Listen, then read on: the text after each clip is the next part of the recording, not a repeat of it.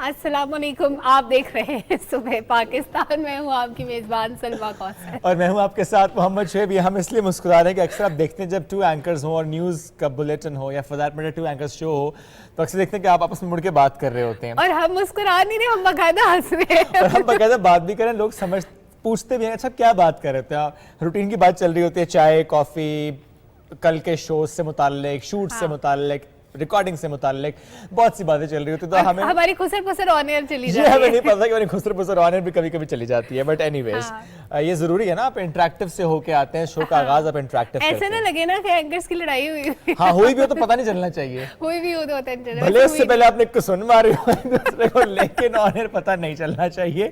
یہ بڑا ضروری ہو جاتا ہے. چلیں جی پروگرام کا باقاعدہ آغاز کرتے ہیں. پہلے سلمیٰ سے پوچھنا ہے 75 روپے کہاں خرچ کیے ہیں؟ میں نے ابھی 75 روپے خرچ نہیں کیے. ایک ہفتہ شعیب نے سنبھال کے رکھے اور اب ایک ہفتہ میں سنبھال کے رکھوں. اس کے بعد میں سوچوں گی کہ ان کا استعمال کہاں کیا ہے. اس کے بعد ایک ہفتہ ماریا کو نہ دے دیں. ایک ہفتہ ماریا کو دے نہیں، یہ فیفا ورلڈ کپ کی ٹرافی ہے جو ادھر ادھر جا رہی ہے.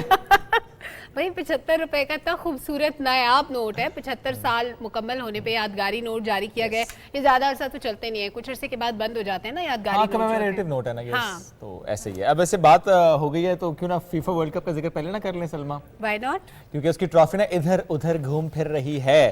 فیفا ورلڈ کپ 2022 آغاز میں 33 دن باقی رہ چکے ہیں اور ٹرافی کا ورلڈ ٹور اس وقت جاری ہے. کچھ مناظر آپ کو دکھائیں گے. اور اس وقت وہ ٹرافی ہے میکسیکو میں. ورلڈ کپ ٹرافی کی جھلک دیکھنے کے لیے شائقین جو ہیں ان کا تانتا بندھا ہوا ہے اور پرجوش فینس ٹرافی کے ساتھ تصاویر بھی بنا رہے ہیں. سب کو وہ ٹرافی دیکھنی بھی ہے، تصویر بھی بنانی ہے اور اس کے بعد سے لوگ کچھ گفتگو بھی کر رہے ہیں. اچھا جناب، یہ میچز کی آپ بات کریں. 14 میچز دیکھنے کا ارادہ جو ہے وہ قطر میں بہت سارے لوگ رکھتے ہیں. 20 نومبر سے 18 دسمبر تک قطر میں یہ کھیلا جائے گا فیفا فٹ بال ورلڈ کپ. لیکن ایک بہت ہی اچھی خوشخبری ہمارے پاس یہ ہے کہ فیفا ورلڈ کپ دیکھنے کے لیے جو جانے والے مسلمان شائقین ہیں ان کے لیے سعودی حکومت نے اعلان کیا ہے کہ ٹکٹ کے حامل مسلمان سعودی عرب میں ویزے کے لیے رقم کی ادائیگی کے بغیر عمرہ کر سکیں گے. نہایت خوبصورت خبر ہے یہ. اب یہ دیکھیں نا کہ صرف آپ نے فیفا ورلڈ کپ کا کوئی ٹکٹ لیا ہوا ہے تب آپ جا کے عمرہ بھی کر سکتے ہیں. اللہ کرے ہم بھی اسی پلان کے ساتھ چلے جائیں. آئی وش ہمارے پاس بھی اس وقت ٹکٹ ہوتا تو ہم بھی ان خوش نصیبوں میں شامل ہوتے. ہو سکتا ہے ٹکٹ. وہ کہتے ہیں نا ایک ٹکٹ میں 2 مزے، تو یہ وہ والے مزے ہیں کہ آپ ورلڈ کپ تو دیکھیں گے ہی، ساتھ ہی ساتھ آپ عمرے کی سعادت بھی حاصل کریں. چھٹی کا بندوبست کریں، پوری ٹیم چلتی ہے. Why not? لیکن پہلے ٹکٹ کا بندوبست کریں، اس کے بعد چھٹی کا. ٹکٹ کا بندوبست کرنا پڑے گا. لیکن فیفا کی ایک اور خبر بھی ہے. ایک اور خبر بھی بالکل، اور وہ خبر یہ ہے کہ فیفا ورلڈ کپ تو ہو جائے گا، فٹ بال ورلڈ کپ تو ہو جائے گا، لیکن اس کے بعد ایک اور میزبانی جو قطر کو ملنے والی ہے، بلکہ مل چکی ہے، وہ ہے ایشین فٹ بال کپ کی. لیکن وہاں کی گرمی کے باعث انہوں نے کچھ اور پلان کر لیا ہے سلمیٰ. اور گرمی کیوں ہوتی ہے؟ کلائمیٹ چینج کی وجہ سے، جس سے پاکستان سب سے زیادہ افیکٹ ہو رہا ہے اس وقت. اور جب ہم کلائمیٹ چینج کی بات کرتے ہیں، ہماری گورنمنٹ، ہمارے ملک کے جو سربراہ ہیں وہ ہر فورم پہ، ہر سطح پہ بات کرتے ہیں اس کے بارے میں کہ پاکستان کی کنٹریبیوشن جو ہے موسمیاتی تبدیلی میں وہ بہت کم ہے، لیکن اس کا خمیازہ سب سے زیادہ پاکستان بھگت رہا ہے. تو وزیر اعظم محمد شہباز شریف نے ایک اجلاس کی صدارت کی ہے اور اس میں موسمیاتی تبدیلی کونسل کا یہ پہلا اجلاس تھا جو اسلام آباد میں ہوا، اور اس کے اندر ماحول سے متعلق چیلنجز سے نمٹنے کے لیے جو جتنے بھی اقدامات ابھی تک کیے گئے ہیں ان کا جائزہ لیا گیا. وزیر اعظم نے کونسل کے قیام کو سراہا اور کہا کہ اس فورم سے موسمی تغیرات سے نمٹنے میں بہت زیادہ مدد ملے گی، کیونکہ ابھی تک ہم صرف چیلنجز سے نمٹنے کی بات کر رہے تھے، لیکن یہ جو کونسل کا اجلاس ہے یہ اس کی طرف پہلا قدم ہے کہ اب ہم لاہے عمل بنائیں گے کہ ہمیں ایگزیکٹلی کرنا کیا ہے. بالکل ایسے ہی ہے. اور یہ ظاہر ہے یہ لاہے عمل بنانا ضروری بھی بہت ہے کہ ہمیں کس طریقے سے آگے چلنا ہے، کس طریقے سے آگے بڑھنا ہے. اور مصر میں جو عالمی کانفرنس ہے اس کے بارے میں بھی ظاہر بریفنگ بھی ہو رہی ہے اور یہ ہونی بھی ہے اس بریفنگ ضروری. اور اس کے بعد دیکھتے ہیں کہ ابھی چیزیں کس طرح سے بہتری کی طرف جاتی ہیں، کیسے انٹرنیشنل ڈونرز اور جو عالمی طاقتیں ہیں وہ پاکستان کو یا for that matter under developed nations کو، ڈیولپنگ نیشنز کو سپورٹ کرتے ہیں جو کہ زیادہ متاثر ہو رہے ہیں، جس میں 10 ممالک ایسے ہیں جو کہ زیادہ متاثر ہو رہے ہیں. پاکستان اس میں 8ویں نمبر پر ہے. ایک اور خبر ہے وہ بھی شیئر کرتے ہیں. وفاقی کابینہ کا اجلاس ہوا اور وزیر اعظم پاکستان میاں محمد شہباز شریف کی زیر صدارت یہ اجلاس ہوا اور اس میں اسلام آباد میں جاری ایڈوانس میٹرز کی جو تنصیب ہے اس کے منصوبے کو ملک کے دیگر حصوں میں پھیلانے پر بھی الاؤ کیا گیا، منظوری دے دی گئی ہے. جبکہ جو ڈفرینٹ سیکٹرز میں یا for that matter energy sector میں خالی اسامیاں ان کو پر کرنے کے حوالے سے بھی کہا گیا کہ آپ ایک جامع رپورٹ کابینہ کو پیش کریں. اور لائن لاسز کی شرح میں کمی کے لیے وزیر دفاع خواجہ محمد آصف کی سربراہی میں اعلیٰ سطح کی کمیٹی بھی ایک قائم کی گئی ہے. اور یہ کمیٹی قائم کرنے کے ساتھ ساتھ ایک چیز جس کو فورسی کرنا بہت اچھی بات ہے، کیونکہ ابھی گندم کی بوائی کا سیزن آ رہا تھا، لیکن بہت سارے علاقوں میں سیلاب کا پانی اس وقت کھڑا ہے. اس موسم میں گندم کاشت کی جاتی تھی، اکتوبر نومبر میں کاشت ہوتی تھی، تو کیونکہ اس وقت ہم بوائی نہیں کر سکتے بہت ساری جگہوں پہ، ہم لاس میں جا رہے ہیں. اس وقت ہمیں گندم امپورٹ کرنا پڑ سکتی ہے، تو اس لیے ان علاقوں میں جہاں پہ اس وقت سیلاب کا پانی ہے وہاں پہ بیج کی خریداری NDMA کو سونپ دی گئی ہے، جو آئندہ فصل کی بوائی سے پہلے اس عمل کو یقینی بنائے گی کہ یہ مکمل ہو سکے. کابینہ نے حالیہ مردم شماری کے عمل کو بغیر رکاوٹ جاری رکھنے کی ہدایت بھی کی ہے. تو یہ ایک بڑا امپورٹنٹ اجلاس تھا جس میں اہم فیصلے کیے گئے ہیں اور ان کی امپلیمنٹیشن بھی یقینی بنائی جا رہی ہے، کیونکہ وقت کم ہے، ہمیں بہت جلد بحالی کے کاموں کی طرف جانا ہے. سیلاب متاثرہ علاقوں میں ابھی موسم کی سختیاں اور عروج پر ہیں، ابھی موسم اور سخت ہو رہا ہے. لوگوں کو خوراک کے ساتھ ساتھ کپڑوں کی بھی ضرورت ہے. خیمے بہت سے لوگوں کو مل چکے ہیں، میڈیکل فیسلٹیز کی بہت زیادہ ضرورت ہے. کیمپس لگ رہے ہیں پاکستان آرمی کی طرف سے، گورنمنٹ آف پاکستان کی طرف سے، صوبائی حکومت اپنے طور پہ انتظام کر رہی ہیں، لیکن چونکہ آبادی زیادہ ہے مدد اس سے کہیں زیادہ درکار ہے. انٹرنیشنل ڈونرز نے بھی مدد کی، پاکستان کے اندر جو کمیونٹی ہے ان لوگوں نے سب نے سٹیپ فارورڈ کیا. ابھی بہت کچھ کرنا باقی ہے، ابھی ان لوگوں کو مزید احتیاط کی ضرورت ہے، گرم کپڑوں کی ضرورت ہے، خشک راشن کی ضرورت ہے، ادویات کی ضرورت ہے، صاف پانی کی ضرورت ہے. یہ تمام ضروریات ہم نے پوری کرنی ہے، کیونکہ اس وقت اللہ تعالیٰ نے ہمیں ان لوگوں میں شامل کیا جو دینے کی استطاعت رکھتے ہیں یا دے سکتے ہیں. تو ہم سب نے سٹیپ فارورڈ کرنا ہے، ان لوگوں کی مدد کرنی ہے. جو لوگ مدد کر چکے ہیں وہ دوبارہ ہمت اور حوصلہ پیدا کریں، دل بڑا کریں. ان لوگوں کے لیے گھروں کے در نہیں کھول سکتے، لیکن اپنے رزق میں سے کچھ حصہ تو ان لوگوں تک پہنچا سکتے ہیں. تو یہ نیکی کا کام ضرور کیجیے. یہ صرف دل کے دروازے کھولنے کی بات ہے، سارے کام تو یہی ہو جاتے ہیں.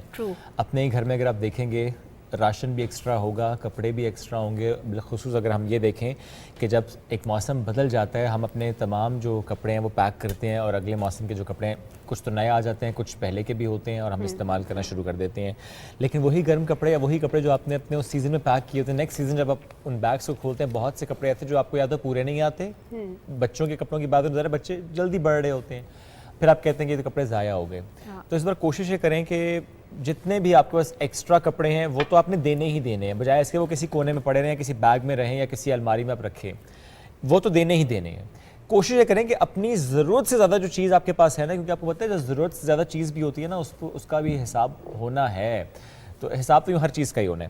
تو کوشش کریں کہ میکسیمم آپ دیں، چونکہ ہمارے ان بہن بھائیوں کو ہماری بہت زیادہ ضرورت ہے اس وقت. اور اگر ہم سب مل کر یہ کریں گے، اداروں کے تعاون سے کریں گے. فار ایگزامپل بہت سے ادارے ایسے ہیں جن کو آپ وہ سامان پہنچاتے ہیں، وہ سارٹ کرتے ہیں اس سامان کو، بچوں کے لیے کیا ہے، بڑوں کے لیے کیا ہے، خواتین کے لیے کیا ہے، کس ایج بریکٹ کے لیے یہ کپڑے ہیں، اچھا ہے کیا اس میں، اس کے پیکٹس بنانا اور وہاں تک پہنچانا یہ بڑا عام ہے. بجائے اس کے آپ نے سارا کچھ اکٹھا مکس کیا اور آپ نے کہیں جا کے رکھ دیا، کسی کو دے دیا، وہ ضائع ہو جاتا ہے نا. ایک فیملی کو اگر آپ نے ایک ایسا تھیلا پہنچا دیا جس کے پاس اس ضرورت کا یا تو سامان ہے یا تو اس کو وہ ضرورت نہیں ہے جو آپ پہنچائیں، وہ ضائع ہو جائے گا. تو بہتر یہ ہے کہ آپ اداروں کے تعاون سے کام کریں، چونکہ پھر وہ بڑے طریقے کے ساتھ، بڑے سلیقے کے ساتھ سامان وہاں تک پہنچا کے آتے ہیں. تو یہ بڑا اہم ہے. اور شعیب ایک اور چیز کہ ہمارا مذہب ہمیں یہ سکھاتا ہے کہ اپنے مسلمان بہن یا بھائی کے لیے وہ چیز پسند کرو جو تم اپنے لیے پسند کرتے ہو.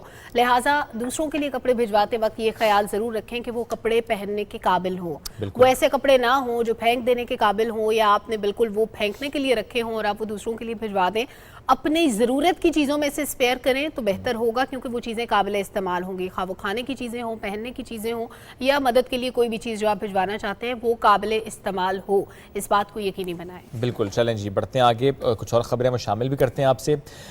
دنیا کے ایک معمر ترین ڈاکٹر کی بات کرتے ہیں، ڈاکٹر ہاورڈ. یہ 100 برس کی ہو گئے، انہوں نے 100 برتھ ڈے جو ہے وہ سیلیبریٹ کیا. لیکن وہ کہتے ہیں کہ میرا کوئی ارادہ نہیں ہے ریٹائرمنٹ کا، میں ابھی بھی فٹ ہوں اور میں اپنی پیشنٹس کمیونٹی میں ہٹ ہوں، میں ان کا علاج کرتا ہوں.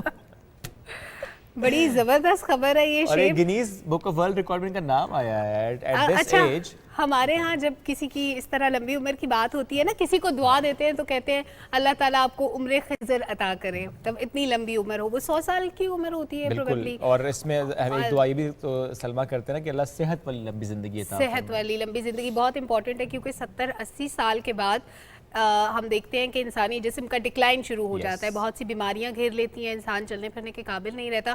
70+ کسی بھی بندے کو میں چلتے پھرتے دیکھتی ہوں تو میں کہتی ہوں اللہ تعالیٰ کا بہت احسان ہے اس انسان پر کہ چلتا پھرتا نظر آتا ہے. یہ ڈاکٹر ہارورڈ ہو سکتا ہے ان کو ان کے پیشنٹس کی دعائیں لگتی ہوں گی, لوگوں کی خدمت کر رہے ہیں, اور 100 سال ماشاءاللہ بڑی عمر ہوتی ہے, ایک صدی دیکھ ان کے لائف سٹائل ایسے نا, واک کرنا, healthy life style, eating habits اچھی ہیں, سلیپ پیٹرنز اچھے ہیں, اپنے آپ کو خوش رکھنا چاہیے. ویسے ایک اسٹڈی بھی ہے سلما, اسٹڈی یہ کہ جب آپ ریٹائر ہوتے ہیں نا, فار ایگزامپل اگر آپ پروفیسر ہیں یا اگر آپ کسی بھی ایسے پروفیشن میں جا کے 60-65 میں اپنے ریٹائر ہونا ہے, تو جیسے آپ ریٹائر ہوئے, جب آپ کو لگا آپ کوئی کام کرنے کو نہیں ہے, وہ روٹین نہیں, آپ صبح اٹھ کے آفس نہیں جانا, تو ایک دم سے آپ کا ڈکلائن ہو جاتا ہے, آپ کو ہیلتھ ایشوز بھی ہو جاتے ہیں, آپ مورلی بھی ڈاؤن ہو جاتے ہیں, تو پھر ڈاؤن گریڈ آتے ہیں. تو یہ آپ نے کرنا ہے کہ اپنے آپ کو بزی رکھیں. بڑا اچھا آپ نے کہا کہ کسی کو چلتے پھرتے دیکھنا, اللہ کرے جی سب چلتے پھرتے تو نے جانا, سب نے اللہ سب کو صحت والی زندگی عطا فرمائے, سب چلتے پھرتے جائیں. لیکن یہ بڑا اہم ہے کہ بھلے آپ کی ریٹائرمنٹ ہو جائے کسی ایک جاب سے, لیکن اپنے آپ کو مصروف رکھیں کسی نہ کسی کام میں. اور shape, access of everything is bad. آپ کام کریں, آرام کریں, دونوں چیزوں میں توازن ہونا چاہیے. دونوں کے لیے آپ پورشنز ڈیوائڈ کریں. آپ کی جو ریٹائرمنٹ سے پہلے کی ایج ہے اور 60-65 کے بعد جب آپ ریٹائر ہو جاتے ہیں, اس وقت بھی آپ کو چاہیے کہ آپ دونوں چیزوں میں بیلنس کریں, اپنی کوئی مصروفیت بھی ڈھونڈیں, ساتھ ساتھ آرام بھی کریں, تاکہ آپ ایک اچھی ہیلدی لائف گزار سکیں. ورنہ ہوتا کیا ہے, بہت زیادہ کام کرنے والے, بہت زیادہ جاگنے والے لوگوں کو مائیگرین کے ایشوز ہو جاتے ہیں. تو ویسے آپ کا کیا پلان ہے پوسٹ ریٹائرمنٹ؟ پوسٹ ریٹائرمنٹ میں نے یہ سوچا کہ تھوڑی سی مصروفیت ڈھونڈنی, بہت زیادہ آرام نہیں کرنا لیکن بہت زیادہ کام بھی نہیں کرنا.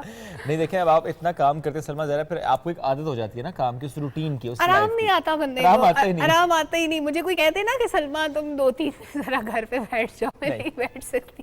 But this is good, in actual this is good کہ آپ چلتے پھرتے ہیں, کام کر رہے ہیں, ایکٹیو ہیں, اور آپ اپنے آپ کو زیادہ سے زیادہ انگیج کر رہے ہیں. زندگی ایک بار ہی ملی ہے, اس کو میکسیمم یوٹیلائز کرنے کے لیے ہم یہ کرتے ہیں. بٹ ریسٹ بھی ضروری ہے, گھومنا پھرنا بھی ضروری ہے. جو پوسٹ ریٹائرمنٹ پلان کا میں نے پوچھا, وہ اس تناظر میں پوچھا کہ کچھ لوگ ہوتے ہیں سوچتے ہیں اچھا مجھے دنیا کا چکر لگانا ہے, مجھے اس ملک جانا ہے, مجھے یہاں جانا ہے, ابھی تو ٹائم نہیں ہے, پھر بعد میں جاؤں گا. تو ٹائم کا تو پتہ نہیں چلتا, اس لیے جو پلان آپ کا کر لیں. اگر آپ کا کہیں قزاقستان جانے کا پلان ہے, کہیں آپ کا اسکردو جانے کا پلان ہے, کسی اور جگہ جانے کا پلان ہے, قزاقستان ہمیں شعیب نے لے کے جانا ہے, پتہ نہیں کب لے کے جائیں. لے کے تو قزاقستان میں نہیں جانا ہے, میں نے تو صرف ساتھ ساتھ جانا ہے. بس آپ کے کہنے میں ہم نے جانا ہے, ویزا آپ نے لگوانا ہے انشاءاللہ. اور وہاں جا کے بھی ہم ہیرے تلاش کریں گے, کیونکہ اگلی خبر میرے پاس ایک ہیرے سے متعلق ہیرا ہے آپ کے پاس؟ میرے پاس ہیرا نہیں ہے, لیکن وہ ہیرے کا جو کلر بتایا جا رہا ہے نا, وہ بالکل میرے کپڑوں جیسا ہے. وہ پیلے رنگ کا ہیرا ہے, فینسی ہے, بڑا خوبصورت ہیرا ہے.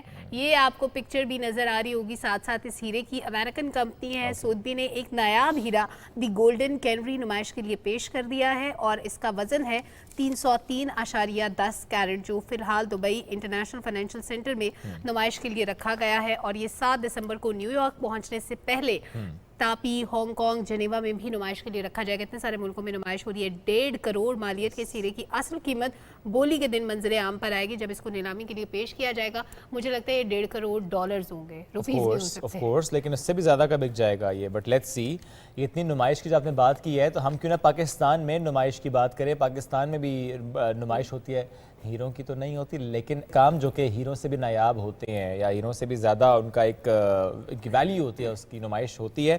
ہم دستکاری نمائش کی بات کریں. اس ویکنڈ میں دستکاری نمائش کا اہتمام کیا گیا تھا, جہاں پہ بالخصوص جو خواتین ہیں, خواتین جو آرٹسٹ ہیں, ان کے ہاتھ کی بنی جیولری اور ملبوسات, اس نے لوگوں کو خوب اٹریکٹ کیا, اور پاکستانی ثقافت کے رنگ ہمیں یہاں پر نظر آئے. ماریا ہماری ٹیم ممبر وہاں پر گئی تھیں, بڑی زبردست کوریج کر کے آئی ہیں. تو ذرا دیکھتے ہیں کہ وہاں پر ماریا نے کس کس سے بات کی اور کیا کیا دیکھا اور کیا کچھ ہمیں دکھا رہی ہیں. پاکستانی خواتین ہر شعبے میں اپنی صلاحیتوں کا لوہا منوا رہی ہیں, اور تو اور اب کاروباری سرگرمیوں میں حصہ لے کر نہ صرف اپنے خاندان کی کفالت کر رہی ہیں, بلکہ ملکی معیشت کی بہتری میں بھی کردار ادا کر رہی ہیں. ثقافت کے زیر اہتمام ایک نمائش کا انعقاد کیا گیا, جہاں پر 80% سٹالز مختلف شہروں سے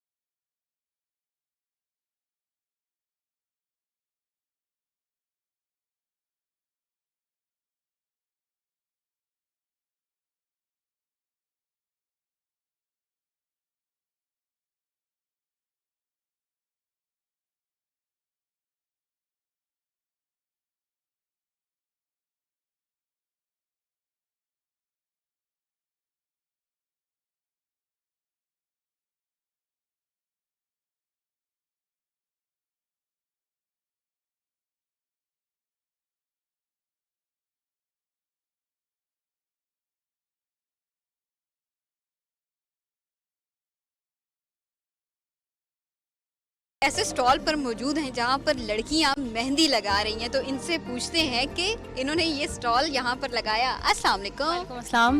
اچھا، آپ کا کیا نام ہے؟ سیدہ ہمنا. سیدہ ہمنا. اچھا ہمنا، مجھے یہ بتائیے گا، آپ بہت پیاری مہندی لگا رہی ہیں، اس طرح کے ایونٹس مطلب آج آپ آئیں، کیسا رسپانس ہے اور اس طرح کے ایونٹ کا انعقاد کتنا ہونا چاہیے؟ ماشاءاللہ بہت وارم ویلکم کیا ان ٹیم جو ہے ان کی، اور بیسیکلی ہم اسٹوڈنٹس ہیں تو اتنا زیادہ انکریج کیا ان لوگوں نے اور بہت سپورٹ تھی ان کی طرف سے، اس لیے ہم کر بھی سکے، ورنہ ہماری تو ریگولر یونیورسٹی چلتی ہے تو بہت ٹف ہوتا ہے، آپ کو پتہ ہے. لیکن ماشاءاللہ بہت اچھا رسپانس ہی ملا، جو آ رہے ہیں لوگ ان کی طرف سے یہ بہت اچھا رسپانس مل رہا ہے. اور ڈیفینیٹلی ایسے ایونٹس تو ہونے چاہیے، یوتھ کے لیے بھی بہت اچھے ہیں یہ.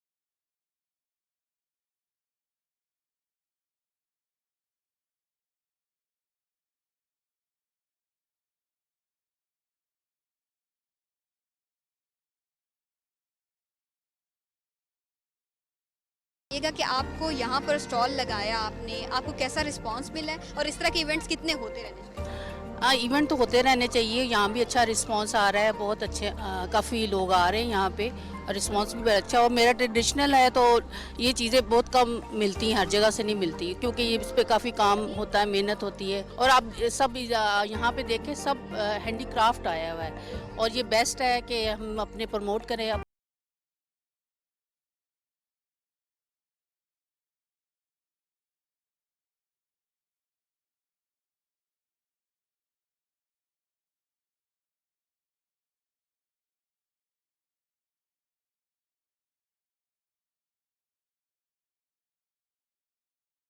آپ یہاں پر آئی ہیں، یہاں پر ڈیفرنٹ اسٹالز لگے ہوئے ہیں، کیسا رسپانس ہے اور آپ کو چیزیں کیسے پسند آ رہی ہیں؟ ہاں ٹھیک ہے، اچھا ہے، لوگوں نے اس کو امپروو کرنا چاہیے تاکہ لوگ آئیں اور خاص طور پہ فیملیز کو ایک اچھا انوائرمنٹ ملے اور لوگ بازار کی نسبت یہاں زیادہ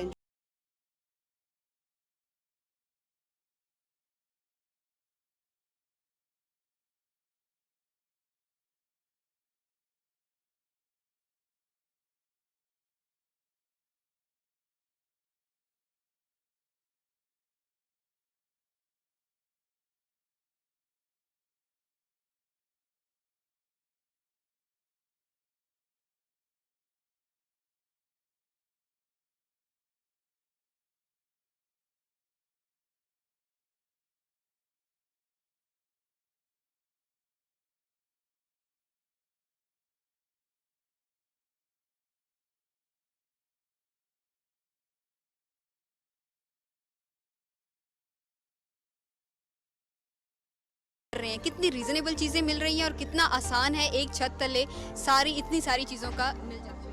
اچھا, ریٹس کمپیریٹیولی دیکھا جائے مارکیٹ کے مقابلے میں تھوڑے سے ہائر ہیں, لیکن ایٹ لیسٹ یہ ہے کہ ایک جگہ پہ ساری چیزیں اویلیبل ہیں, جو کہ پازیٹیو سائن ہے. اسلام آباد میں اس طرح کے ایونٹس ہوتے رہتے ہیں, کتنا فریکوینٹلی آپ اسلام آباد آتے ہیں, اس طرح کے ایونٹس میں شریک ہوتے ہیں, اور کیسا رسپانس ملتا ہے؟ میرا تو ابھی فرسٹ ٹائم ہے, لیکن اس کا رسپانس بہت اچھا آ رہا ہے اور کسٹمرز بہت اس کو پرچیز کر رہے ہیں. اس طرح کے ایونٹس کتنے ہوتے رہنے چاہیے اور ابھی تک آپ کو کیا رسپانس ملا؟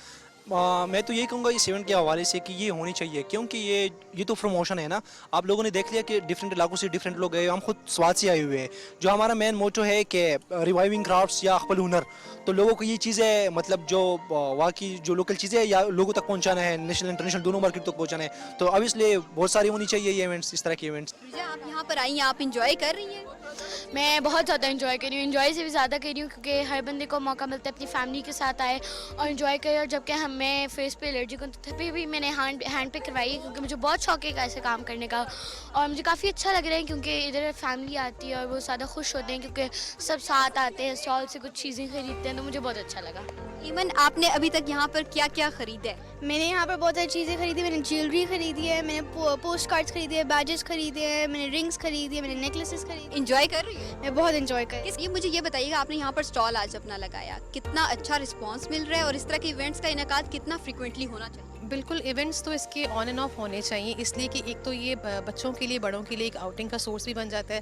سیکنڈلی جو home based small start ups ہیں ان کو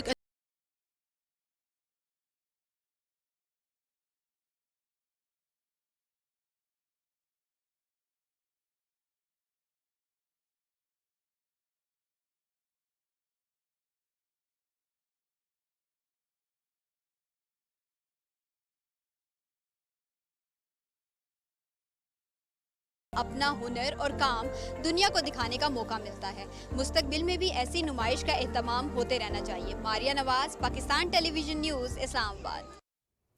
زبردست جی, ماریہ نے زبردست کی رپورٹ ہمارے لیے تیار کی, اور اس طرح کے ایونٹس ظاہر ہے جتنے زیادہ ہوں اتنا ہی اچھا لگتا ہے دیکھ کر بھی.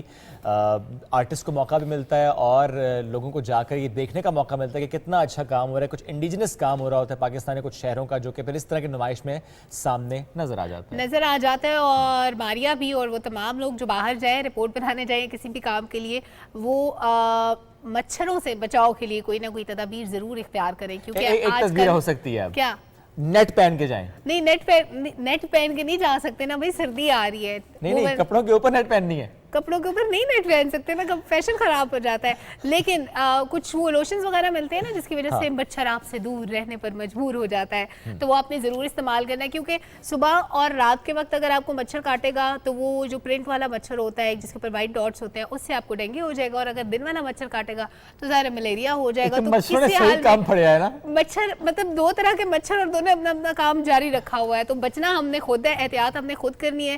دونوں چیزوں کو بعض اوقات ہم لوگ کنفیوز کر دیتے ہیں نا, پتہ نہیں لگتا کہ اگر باقی لوگوں کو ڈینگی ہو رہا ہے سارے لوگ ڈینگی کا ٹیسٹ کرانے چل پڑتے ہیں, اور اگر باقی لوگوں کو ملیریا ہو رہا ہے سارے لوگ ملیریا کا ٹیسٹ کرانے. اور کووڈ کے ٹائم پہ بھی ہوا نا, بخار میں کووڈ ٹیسٹ کرا رہے تھے, نیگیٹو آ رہا تھا, پھر اچھا معلوم ہوا کہ نہیں ڈینگی ہوا ہے. تو یہ اکثر چیزیں مکس ہوتی ہیں, بیکاز جو میجر سمٹم ہے وہ بخار ہوتا ہے. تو آج ہم ملیریا سے متعلق بات بھی کریں گے, اور آگے چل کر ملیریا اینڈ ڈینگی کے ڈفرینس پر بھی بات کریں گے. جب بات ملیریا کی ہم کر رہے ہیں تو بالخصوص جو سیلاب سے متاثرہ علاقے ہیں, جو آس پاس علاقے ہیں, وہاں زیادہ کیسز ہمیں نظر آ رہے ہیں. اور اس میں ہوتا یہ ہے کہ سب سے اہم علامت ظاہر بخار ہے, لیکن جو لال خلی ہوتے ہیں نا, ریڈ بلڈ سیلز ہوتے ہیں, یہ زیادہ متاثر ہوتے ہیں. آپ کا خون زیادہ متاثر ہوتا ہے اس پیراسائٹ سے, اس اور اس کی انفیکشن وجہ سے. سے انفیکشن ہوتا ہے, اور یہ 6 سے 30 دن کے اندر اس کے علامات سامنے آنا شروع ہوتی ہیں, یعنی مہینہ بھی لگ سکتا ہے اس کے اور علامات. اگر علاج نہ ہو سلمہ اس کا تو جان لیوا بھی ہو سکتا ہے. جان لیوا بھی ہو سکتا ہے. اس لیے احتیاطی تدابیر نہیں اختیار کریں گے تو پھر آپ کو زیادہ مشکلات اٹھانی پڑیں گی.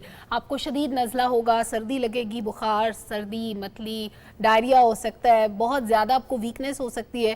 اس کی وجوہات, علامات, احتیاطی تدابیر, ساری چیزوں پہ بات کریں گے, اور اس کے بعد ملیریا اور ڈینگی کے ڈیفرنس پہ بھی آئیں گے. ڈاکٹر نسیم صلاح الدین نے ہمیں اس وقت جوائن کیا ہے. السلام علیکم ڈاکٹر نسیم صاحبہ, کیا حال ہے آپ کا؟ ڈاکٹر صاحب آپ کو آواز آ رہی ہے؟ چلیں لیٹس فکس دس ایشو. ویسے کیوں ہوتا ہے؟ کوئی بات نہیں, کبھی کبھی ہو جاتا ہے, ہر بار ہی ہو رہا ہے, لائف کا حسن ہے, کوئی بات نہیں. تو ہم اس کے ڈیفرنس کو ڈھونڈنے کی کوشش کریں گے شیخ, کہ ملیریا کب ہوتا ہے, ڈینگی کب ہوتا ہے. لیکن آپ جب گھر سے باہر جا رہے ہیں, اچھا لوگ سمجھتے ہیں کہ دن کے وقت بھی کسی مچھر نے کاٹا ہے تو وہ ضرور ڈینگی والا مچھر ہوگا. ڈینگی کا مچھر جو ہوتا ہے وہ صبح سورج نکلنے کے بعد سے لے کے مغرب تک اس دوران نہیں کاٹتا, ریسٹ کر رہا ہوتا ہوگا نا. نہیں تو صبح نہیں کاٹتا, وہ دوسرے والے مچھر کی باری ہوتی ہے نا دن میں کاٹنے کی. ڈیوٹی اس کی ہوتی ہے, ڈیوٹی اس کی ہوتی ہے. ارلی مارننگ اور مغرب کے بعد جو ہے نا وہ ڈینگی والا اپنا کام کر رہا ہوتا ہے, اور باقی کا دن ملیریا والے کو چھوڑا ہوتا ہے کہ بھائی تم اپنے حصے کا خوراک پورا کر لو. اب دیکھیں نا یہ ٹائم اس نے اپنا طے کر لیا, لیکن ہمیں اپنی روٹین کو طے کرنا ہے کہ ہمیں کس طرح سے مینیج کرنا ہے. اور دونوں بیماریوں کی جب ہم بات کرتے ہیں دونوں کے علامات کچھ سیم ضرور ہے, بٹ کیونکہ ریزن مختلف ہے اس لیے علاج بھی مختلف ہوتا ہے. تو کہاں پہ ہماری کنفیوژن ہو جاتی ہے اس پر بھی بات کریں گے. اور اس سے پہلے اور شعیب اس سے بچنے کے لیے ایک بڑی اچھی چیز جو ہم اپنے طور پہ کر سکتے ہیں کسی بھی بیماری کے لیے, ملیریا ڈینگی کے علاوہ بھی, مچھروں کے علاوہ بھی جو بیماریاں ہوتی ہیں, انفیکشنز بہت جلدی ہمیں کیچ کرتے ہیں اگر ہماری امیونٹی ویک ہوتی ہے.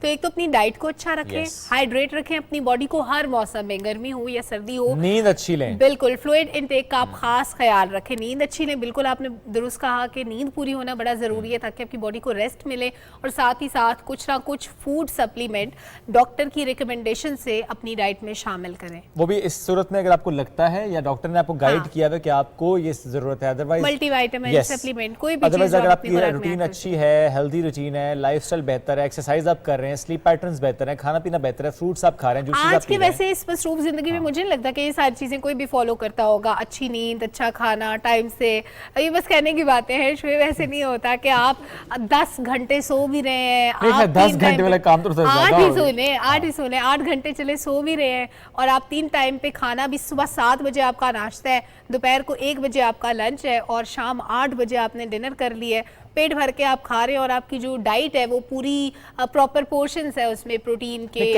باقی چیزوں کے. آف کورس تو ہمیں کہیں نہ کہیں پہ گائیڈنس کی ضرورت پڑتی ہے, لیکن گائیڈنس کے بغیر کبھی بھی آپ ملٹی وائٹامن یا فوڈ سپلیمنٹ نہ لیں. اور اگر لیں تو پھر پانی زیادہ سے زیادہ پئیں, ورنہ ٹیٹ سے پیڑ ہوندی ہے. نہیں, ویسے لینا ہی نہیں چاہیے. آپ ڈاکٹر سے لازمی پوچھیں کہ کیا آپ کی باڈی کو ضرورت ہے, آپ کی ہائٹ, فزیک اور آپ کی جو اپیرنٹلی جو کنڈیشن ہوتی ہے باڈی کی, وہ دیکھ کے ڈاکٹر ایزیلی بتا سکتے ہیں کہ آپ کو کیا چیز اپنی خوراک میں شامل کرنی چاہیے. خصوصاً سلمہ, جو بچوں کو ہم دیکھتے ہیں نا, کچھ بچوں کو آج کل ہم دیکھتے ہیں کہ وائٹ سپاٹس پڑے ہوتے ہیں, کچھ کہتے ہیں جی کیلشیم کی کمی ہے, کوئی آئرن کی کمی ہے, ڈیفیشنسی کسی بھی چیز کی ہو سکتی ہے, لیکن آپ نے تکا نہیں لگانا, بیکاز آپ ڈاکٹر نہیں ہیں, نہ ہی آپ نے ڈائگنوسٹکس پہ کام کیا ہوا ہے, آپ نے تشخیص نہیں کی نا. تو ٹیسٹ کریں, اس کے بعد ڈاکٹر گائیڈ کرے گا کہ کس چیز کی ڈیفیشنسی ہے, پھر آپ نے کیا اس کو دینا ہے. ڈاکٹر نسیم صاحب آپ ساتھ موجود ہیں, آواز آ رہی ہے آپ کو؟ فون پہ آ رہی ہے. ڈاکٹر صاحب بہت شکریہ آپ کے وقت کا. سب سے پہلے ڈاکٹر صاحب یہ بتائیے گا کہ ہم جب بات کرتے ہیں ملیریا کی, ایک کہ جیسے سلمہ نے بھی ذکر کیا کہ وہ مچھروں کی ٹائمنگ ہے جی, ایک ٹائم میں ایک طرح کا مچھر کاٹ رہے ہیں, اور صبح سے پہلے اور رات کے وقت میں جو مچھر کاٹ رہا ہے وہ ڈینگی والا ہے. ایک تو یہ بات کتنی اہم ہے جاننا. دوسرا یہ بھی کہ جو بھی مچھر کاٹ رہے ہیں اس کے حوالے سے کہا یہ جاتا ہے کہ سم ٹائمز بہت دن لگ جاتے ہیں علامات ظاہر ہونے میں. ایسا ہے کہ بہت دن لگ جاتے ہیں؟ ملیریا عام طور پہ 4-5ویں دن کے علامات شروع ہو جاتے ہیں. ڈینگی کے بھی لگ بھگ 5-7 دن لگ جاتے ہیں. ہاں, دونوں مچھروں کی ٹائمنگز مختلف ہیں. اس کی اہمیت یہ ہے کہ آپ کو ہر وقت اپنے آپ کو مچھر سے بچانا ہوگا, چاہے دن ہو رات ہو. اپنے گھروں میں جالی لگانا, اپنے آپ کو محفوظ رکھنا ہوگا مچھروں سے. اور کیونکہ آج کل تو یہ دونوں اسپیشیز مچھر کے ان کی بھرمال ہے, and you just have to protect yourself. Doctor صاحبہ, اس کی علامات کیا ہو سکتی ہیں؟ اگر کسی کو ملیریا ہوا ہے تو کیسے پتہ چلے گا کہ یہ ملیریا کا ٹیسٹ کروانا ہے ابھی؟ جی, شروع میں تو دونوں ملیریا اور ڈینگی دونوں میں بخار شروع ہوتا ہے. ایک صبح نہیں ہو, شام یا اگلے دن ایک دم سے تیز بخار شروع ہو جاتا ہے. ملیریا میں عام طور پہ سخت جاڑا ہوتا ہے. جاڑا کے مطلب کہ پورا بدن ہلتا ہے, 3-4 لحاف اوڑھ لیتے, اس کے بعد 2 گھنٹے بعد پسینہ آتا ہے. یہ ٹپیکل ملیریا کا ہے, لیکن ہر ملیریا اس طرح سے نہیں علامت پیش کرتا ہے. ڈینگی میں بخار, تیز بخار ہوتا ہے, اور پٹھوں میں بڑا درد ہوتا ہے. یہ ایک فرق ہے دونوں میں. یعنی ڈاکٹر صاحب ڈینگی میں بون بریکر فیور ہوتا ہے, جوڑوں میں درد ہوتا ہے, پٹھوں میں درد ہوتا ہے, اور ملیریا میں ٹھنڈ زیادہ لگتی ہے. That's right, ہاں یہ صحیح ہے. لیکن یہ کلینکلی ایسے کوئی اس میں فرق نہیں دیکھ سکتا جب تک کہ آپ ٹیسٹ نہ کرائیں. اور ملیریا کا ٹیسٹ ایک طرح کا ہوتا ہے, ڈینگی کا دوسری طرح ہوتا ہے. ڈینگی کا جو NS1 ہے वो 1 से 4 दिन तक पॉजिटिव रहता है अगर शुरू में आप टेस्ट करा लें। सही। उसके बाद NS1 ख़त्म हो जाता है और एंटीबॉडी शुरू हो जाती है और वो टेस्ट फिर मुख्तलिफ होता है। डॉक्टर साहिबा, जी डॉक्टर बोलें। साहिबा, हम प्रोटेक्शन के लिए क्या कर सकते हैं? मच्छर तो हमें दिन में या रात में कभी डेंगू वाला मच्छर काटेगा, कभी मलेरिया वाला मच्छर काटेगा। एक इंसान अपनी खुराक में क्या कोई ऐसी चीज़ शामिल कर सकता है कि बॉडी में रेजिस्टेंस पैदा हो इन दो बीमारियों से मुतालिक? नहीं, ये ऐसी कोई इम्यून डिपेंडेंट बीमारियां नहीं है, किसी को हो सकता है। अच्छा हट्टा कट्टा बंदे को या जो आजकल गांव में हालात हैं, किसी को भी मलेरिया या डेंगू लग सकता है। इसमें खुराक से कोई ताल्लुक नहीं है। चाहे जो जिनकी खुराक और सेहत पहले से बेहतर है वो जल्दी रिकवर हो जाएगा, ठीक, लेकिन खुराक से कोई ताल्लुक नहीं है। ठीक डॉक्टर साहब, एक चीज़ और, चूंकि इससे पहले आपने जो बात NS1 की मैं उसी पर चाहूँगा आपसे राय लेना, बिकॉज ये बड़ी अहम बात आपने की थी कि 1 से 4 दिन तक पॉजिटिव टेस्ट आता है, उसके बाद एंटीबॉडीज डेवलप होते हैं, टेस्ट पॉजिटिव नहीं आता। बिकॉज हम अक्सर ही देखते हैं कि सारे सिम्टम्स डेंगू के होते हैं लेकिन टेस्ट नेगेटिव आ रहा होता है। इसका मतलब ये हो कि हमने थोड़ा सा लेट टेस्ट कराया था, ऐसा ही है? राइट, हाँ, लेट टेस्ट कराया था तो उसमें एंटीबॉडी टेस्ट होना चाहिए, डेंगू एंटीबॉडी, जिसमें IgM पहले शुरू होता है, वो 2-4 हफ्ते तक पॉजिटिव रहता है। उसके बाद वो IgM घटने लगता है और IgG एंटीबॉडी बढ़ने लगता है। तो ये डॉक्टर जी समझ सकते हैं, लेकिन कहने का मतलब ये कि शुरू दिनों में पहले 1, 2, 3 दिन में आप NS1 कराएं और अगर अलामात के 4, 5वें, 6ठे दिन हुआ तो फिर आप एंटीबॉडी टेस्ट कराइएगा। डॉक्टर साहिबा, मलेरिया में कहा जाता है कि इन्फेक्शन होता है, ये इन्फेक्शन बॉडी के किस हिस्से में होता है और कितना लीथल हो सकता है ये? मलेरिया की 2 स्पीशीज हैं, जो पैरासाइट की 2 स्पीशीज हैं। एक है फैल्सिपरम जो कि ज़्यादा सख्त होता है, उसमें बहुत सारी पेचीदगियाँ पैदा हो सकती हैं, यानी कि वो ब्रेन पे असर कर सकता है, गुर्दों पे, लिवर पे, ब्लड पूरा वो सेल्स टूट सकते हैं, तो वो उसमें ज़्यादा खतरा होता है। फैल्सिपरम में ज़्यादा खतरा है, लेकिन वाइवैक्स में कदरे बेहतर है इन द सेंस कि वो इतनी जल्दी हमला नहीं करता और इतनी सख्ती से हमला नहीं करता। अगर फैल्सिपरम है तो जल्द से जल्द हॉस्पिटल आना चाहिए देखने के लिए कि भाई क्या कॉम्प्लिकेशंस अब तक हो चुकी हैं। वाइवैक्स का इलाज थोड़ा सिंपलर है, अगर मुंह से दवाइयाँ ले सके तो फिर वो क्लोरोक्विन हम देते हैं। अगर उल्टियाँ हो रही हैं या कोई पेचीदगी शुरू हो गई है वाइवैक्स में तो फिर उनको इंट्रावीनस इंजेक्शन देना होता है आर्टेमिसर के, जो कि दोनों स्पीशीज को कवर कर लेता है। अच्छा, ये तो डॉक्टर ही करेगा। ज़रा डॉक्टर ही डिसाइड करते हैं, डॉक्टर ही गाइड करते हैं और उस डॉक्टर के कहे बगैर कोई इलाज नहीं करना चाहिए। डॉक्टर साहब, बुखार एक सिम्टम है किसी भी इन्फेक्शन का, लेकिन डेंगू हो या मलेरिया हो, मुतासर जिस्म का कौन सा हिस्सा सबसे ज़्यादा होता है? Is it liver? नहीं, ये तो देखो ब्लड में जाता है और ब्लड के जरिए हर जगह फैलता है। अगर बहुत सीवियर मलेरिया जैसे मैंने बताया तो लिवर, ब्रेन, किडनीज, अगर हमला औरत हो तो बच्चे का ज़ाया होना भी मुमकिन है, हो सकता है। मलेरिया की बात कर रही हूँ। डेंगू में भी अगर बहुत तेज़ बुखार हो तो फिर वो, और अगर कॉम्प्लिकेशंस हो तो वो तो जिस्म के किसी हिस्से को भी मुतासर कर सकता है।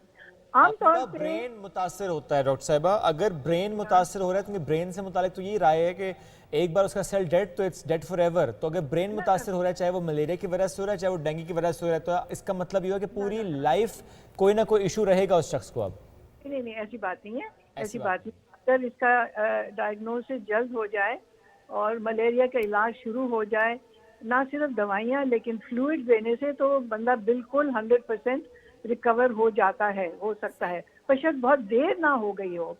सेकेंडली डेंगू में भी जिसे एक कॉम्प्लिकेशन है जिसे ब्रेन एनसेफेलाइटिस कहते हैं, वो भी अगर जल्दी इलाज हो जाए, ऑक्सीजन फ्लूइड्स, बेसिकली ऑक्सीजन और फ्लूइड, तो रिकवरी हो सकती है और ये नहीं कि परमानेंट डैमेज हो जाएगा। इसलिए मेरे कहने का मतलब कि अगर कोई ऐसी खतरनाक अलामात शुरू हो तो पेशेंट को फौरी इमरजेंसी रूम में ले आना चाहिए। डॉक्टर साहब, मलेरिया के लिए और डेंगू के लिए किस एज ग्रुप के लोग ज़्यादा वल्नरेबल हो सकते हैं? ظاہر ہے بہت کم عمر بچوں میں یہ زیادہ خطرہ ہوتا ہے، ان میں زیادہ جلدی لگ جاتا ہے، یا تو بہت ہی عمر رسیدہ یا جن کو آلریڈی اور کوئی بیماریاں حاوی ہیں، تو پھر ان میں یہ ریاکشنز اور علامات زیادہ سخت ہوتے ہیں. لیکن یہ کہنا صحیح نہیں ہوگا کہ صرف ان دو ایج گروپس میں زیادہ ہوتا ہے. درمیانی ایج میں بھی ہم بہت زیادہ پیشنٹس دیکھتے ہیں جو ملیریا ڈینگی سے متاثر ہوئے ہیں. لیکن کہنے کا مطلب یہ کہ ان کو جب یہ شک ہو، اگر کوئی ایسی کمپلیکیشن یا جو ریڈ سائنز آنے لگیں تو پھر وہ فوری ڈاکٹر کے پاس پہنچے. دیکھیں عام طور پہ ڈینگی 98% خود بخود ٹھیک ہو جاتا ہے بشرط آپ نے اچھی طرح سے فلوئڈ بائی ماؤتھ یا انٹروینس لیا. یہ بھی ناپنا پڑتا ہے کہ کتنا فلوئڈ دے رہے ہیں. اور 98% of dengue patient recover spontaneously اور کوئی آگے پیچیدگی نہیں ہوتی ہے. 2% ایسے ہوتے ہیں جن میں کمپلیکیشنز ہوتی ہیں اور جن کو ہسپتال میں داخل کرنے کے بعد فلوئڈ دینا پڑتا ہے، ٹیسٹ کرنے پڑتے ہیں، دیکھنا ہوتا ہے کہ کوئی اور ساتھ پرابلمز تو نہیں ہے. تو یہ 2% میں ہمیں بہت ہی محتاط رہنا چاہیے. اور یہ علامات جو ہیں، اگر ڈینگی ہو تو اگر کسی کو سانس پھولنے لگے، پیشاب کم آنے لگے، بلڈ پریشر کم ہونے لگے، پیٹ میں درد، زیادہ الٹیاں، یا ہاں سب سے زیادہ اگر بلیڈنگ ہونے لگے تو پھر یہ بہت ہی سیریس ہو سکتا ہے اور ایسے پیشنٹ کو فوری ہسپتال میں لے آنا چاہیے. اور اسی طرح سے ملیریا کے بھی جو میں نے بتایا، یہ دونوں بیماریوں میں آپ کو فلوئڈ مناسب کوانٹٹی میں، یہ نہیں کہ بہت زیادہ دے دیا اور یہ نہیں کہ بہت کم آپ نے دیا. ملیریا میں اینٹی ملیرین دوائیاں بھی دی جاتی ہیں، ڈینگی میں کوئی ایسی خاص دوا نہیں ہے. اب یعنی ڈینگی ہے تو وہ 98% تو بندہ خود ٹھیک ہو جائے گا، صرف آپ نے خوراک رکھنی ہے، فلوئڈ انٹیک بڑھا دینا ہے. لیکن ملیریا کے کیس میں آپ کو اینٹی ملیریل ڈرگز لینی پڑتی ہیں. اس کا مطلب ڈاکٹر صاحبہ ڈینگی ہو تو احتیاط سے زیادہ کیئر سے چیزیں بہتر ہوتی ہیں، لیکن ان کیس آف ملیریا آپ کو میڈیکیشن کی ضرورت ہے ہی ہے. دیٹس رائٹ، بالکل صحیح آپ نے بتایا. کوئی ایسے کیسز بھی سامنے آئے ہیں ڈاکٹر صاحبہ، بالخصوص آج کل کے دنوں میں جب ہم دیکھتے ہیں کہ سیلاب سے متاثرہ علاقے آس پاس مچھروں کی بہت زیادہ مچھر نظر آتے ہیں، وہ چاہے صبح کا وقت ہو یا شام کا وقت ہو. ایسے میں ایسے پیشنٹس جن کو ملیریا بھی ہوا اور ڈینگی بھی ہوا ایٹ دی سیم ٹائم، یہ نظر آتا ہے؟ بالکل آتا ہے، بالکل آتا ہے. یہ دونوں بیماریاں ہم اکثر دیکھتے ہیں یہاں پر. اور ڈینگی کے حوالے سے تو ان کو فلوئڈ اور ملیریا کے حوالے سے فلوئڈ دینا ہوتا ہے. ملیریا اگر ہو تو اس میں اینٹی ملیریز بھی دیتے ہیں ہم. سب سے بڑا پرابلم ہم جو دیکھتے ہیں ایک ہی پیشنٹ ایک ہی بہت زیادہ بہت دفعہ دیکھا ہے. یہ زیادہ ڈیڈلی کمبینیشن ہو جاتا ہے؟ ضروری نہیں، لیکن اگر زیادہ سیویئر سمٹمز ہوں، علامات ہوں، تو پھر ان کو داخل کر کے اور ٹھیک بھی ہو جاتے ہیں. یہ ماشاء اللہ ہمارے یہاں بہت سارے پیشنٹ ٹھیک ہو کر چلے گئے. ایک پرابلم جو ہمارے سامنے آتا ہے وہ حاملہ عورت کے لیے پریگننٹ اور ان کو ملیریا ہے یا ڈینگی ہے یا دونوں بھی ہیں. تو یہ ہمارے لیے پرابلم ہوتا ہے، کیونکہ یہاں پر خطرہ نہ صرف ماں کے لیے لیکن بچے کے لیے بھی. تو ایسے پیشنٹس کو تو ہم ضرور ہی داخل کر کے ان کا علاج فوری شروع کر لیتے ہیں. اور ڈاکٹر صاحبہ کووڈ میں ہم دیکھتے تھے کہ ہیومن باڈی کو ریکور ہونے میں، واپس اپنی اصل حالت میں آنے میں یا پھر ویکنیس دور ہونے میں کافی وقت لگتا تھا، 6 سے 8 ماہ بھی لگ جاتے تھے. کیا ملیریا اور ڈینگی کے بعد بھی ریکوری میں اتنا وقت لگتا ہے؟ نہیں، اتنا وقت تو نہیں لگتا ہے، لیکن کیونکہ ڈینگی وائرل انفیکشن ہے تو اس میں ڈینگی ختم ہونے کے بعد بھی انسان کو بہت دیر تک، یعنی کہ 8-10 دن تک تھکن رہتی ہے، بھوک نہیں لگتی ہے، اور یہ اس طرح سے انسان سلو ہو جاتا ہے. لیکن ریکوری جب ہوتی ہے تو 100% ہو جاتی ہے. کووڈ کی طرح نہیں ہے کہ وہ 2-4 مہینے تک چلے، نہیں، ایسی بات نہیں ہے. کیا چھوٹے بچوں کو ملیریا یا ڈینگی ہونے کے بعد اس طرح کی علامات رہتی ہیں کہ ان کو کمزوری ہو رہی ہو؟ کیونکہ بچے ظاہر ہے ان کی امیونٹی تھوڑی سی ڈیفرنٹ ہوتی ہے ایک ٹین ایجر سے جو پہلے ایج جو ہوتی ہے. صحت مند بچہ جلدی ریکور کرے گا. ہمارے یہاں میل نرشمنٹ اتنی زیادہ ہے دیہاتوں میں، چھوٹے شہروں میں، کہ وہ بچہ ویسے ہی کمزور ہے، اوپر سے ایک یا دوسری بیماری لگ جائے تو اس کی ریکوری یقیناً سلو ہو جاتی ہے. تو جتنا पहले से इंसान सेहतमंद होगा कि जल्दी रिकवरी होगी, खाना पीना अच्छा खाएगा और अपने नॉर्मल पे पहुंच जाएंगे। हाँ, एक बात मैं कहूँगी कि डेंगू में आजकल ये घर का टोटका बड़ा मशहूर हो गया है कि पपीते के पत्ते पिला रहे हैं इनको। ये न जाने किसने शुरू किया है और ये भी नहीं बताया जिसने भी शुरू किया, चलिए ये नहीं बताया कि भाई उसकी मिकदार कितनी, उसकी स्ट्रेंथ कितनी होनी चाहिए, कितना पानी पीना चाहिए, कितने दिन तक पीना चाहिए। वैसे ही मैंने बताया कि अगर प्लेटलेट कम हो भी जाते हैं, होते हैं, लेकिन वो खुद ब खुद डेंगू में खुद ब खुद रिकवर हो जाते हैं।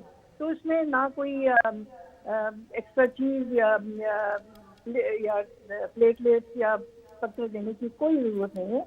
वो बीमारी की नौयत ये है कि प्लेटलेट्स खुद ब खुद रिकवर हो जाते हैं। हाँ, कुछ एक्स्ट्रा करने की जरूरत नहीं है, बस खुराक अच्छी रखें तो जिंदगी अच्छी गुजरेगी। अपनी बॉडी को हेल्दी रखने की कोशिश करें। बहुत शुक्रिया। डॉक्टर नसीम सलाहुद्दीन साहिबा हमारे साथ मौजूद थी, बड़ी यूजफुल बातें, फुल टिप्स बताएं कि आप कैसे अच्छी ज़िंदगी गुजार सकते हैं अगर आप डेंगू या मलेरिया का शिकार हुए या फिर एक्सपोजर आपका ज़्यादा है, घर से बाहर आपका निकलना ज़्यादा होता है, तो तब भी आप अपने आप को महफूज रख सकते हैं। एहतियाती तदाबीर अपना के किसी भी बीमारी से पहले ज़रूरी होता है कि आप एहतियाती तदाबीर आपकी एहतियाती तदाबीर भी अहम है, आपका लाइफस्टाइल भी अहम है। लेकिन अगर ऐसा हो जाए, because it's very common now, तो प्लीज़ डॉक्टर के मशवरे के बाद दवाई इस्तेमाल करें। हो सकता है आपको मलेरिया और आप किसी कहने पर डेंगू के इलाज की तरफ बढ़ जाएं, या डेंगू तो आप एंटी मलेरियल ड्रग्स की तरफ बढ़ जाएं। तो please don't do that, get your self tested. Test के बाद ही इलाज, और वो भी डॉक्टर के राय के ऐन मुताबिक। तो ख़ुद से डॉक्टर नहीं बनना, और ये तो बिल्कुल नहीं करना कि आप ही किसी जानने वाले को उसने ये दवाई ली और उसको ठीक हो गया। तो हर बंदा डिफरेंट है, बॉडी टाइप डिफरेंट है, इन्फेक्शन डिफरेंट है, इन्फेक्शन रेट डिफरेंट है, तो उसके लिए दवाई भी मुख्तलिफ है। एक ब्रेक की तरफ बढ़ेंगे, ब्रेक से वापस आएंगे दीगर मौज़ूआत के साथ। रहिए PTV के साथ।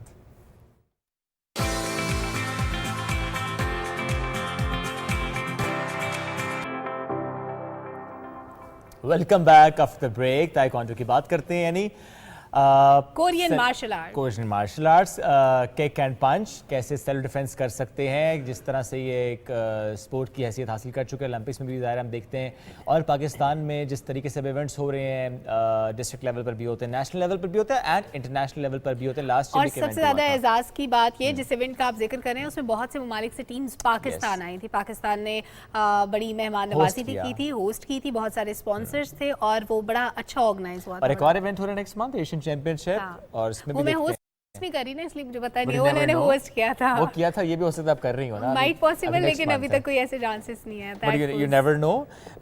ऐसे इवेंट्स बहरहाल हो रहे हैं, जो कि बड़ी अच्छी बात है। तो आज हम ताइक्वांडो से मुतालिक बात करेंगे, and we have with us Gilgit Baltistan से हैं, ताइक्वांडो में 7 साल से हैं, मुख्तलिफ स्कूल्स में कोचिंग भी कर रहे हैं, अकेडमी में कोचिंग भी कर रहे हैं, पढ़ भी रहे हैं स्पोर्ट्स एंड साइंस। तो आज हम उनसे बात करते हैं। वी हैव विद अस सरताज अली। अस्सलाम वालेकुम जी, कैसे हैं आप सरताज?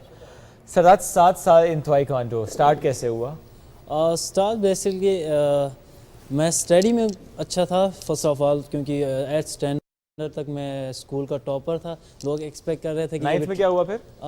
9th में भी सही था, लेकिन मैंने थोड़ा सा ट्रेंड चेंज किया। पता चला कि मार्कोटाई में भी अच्छे हो।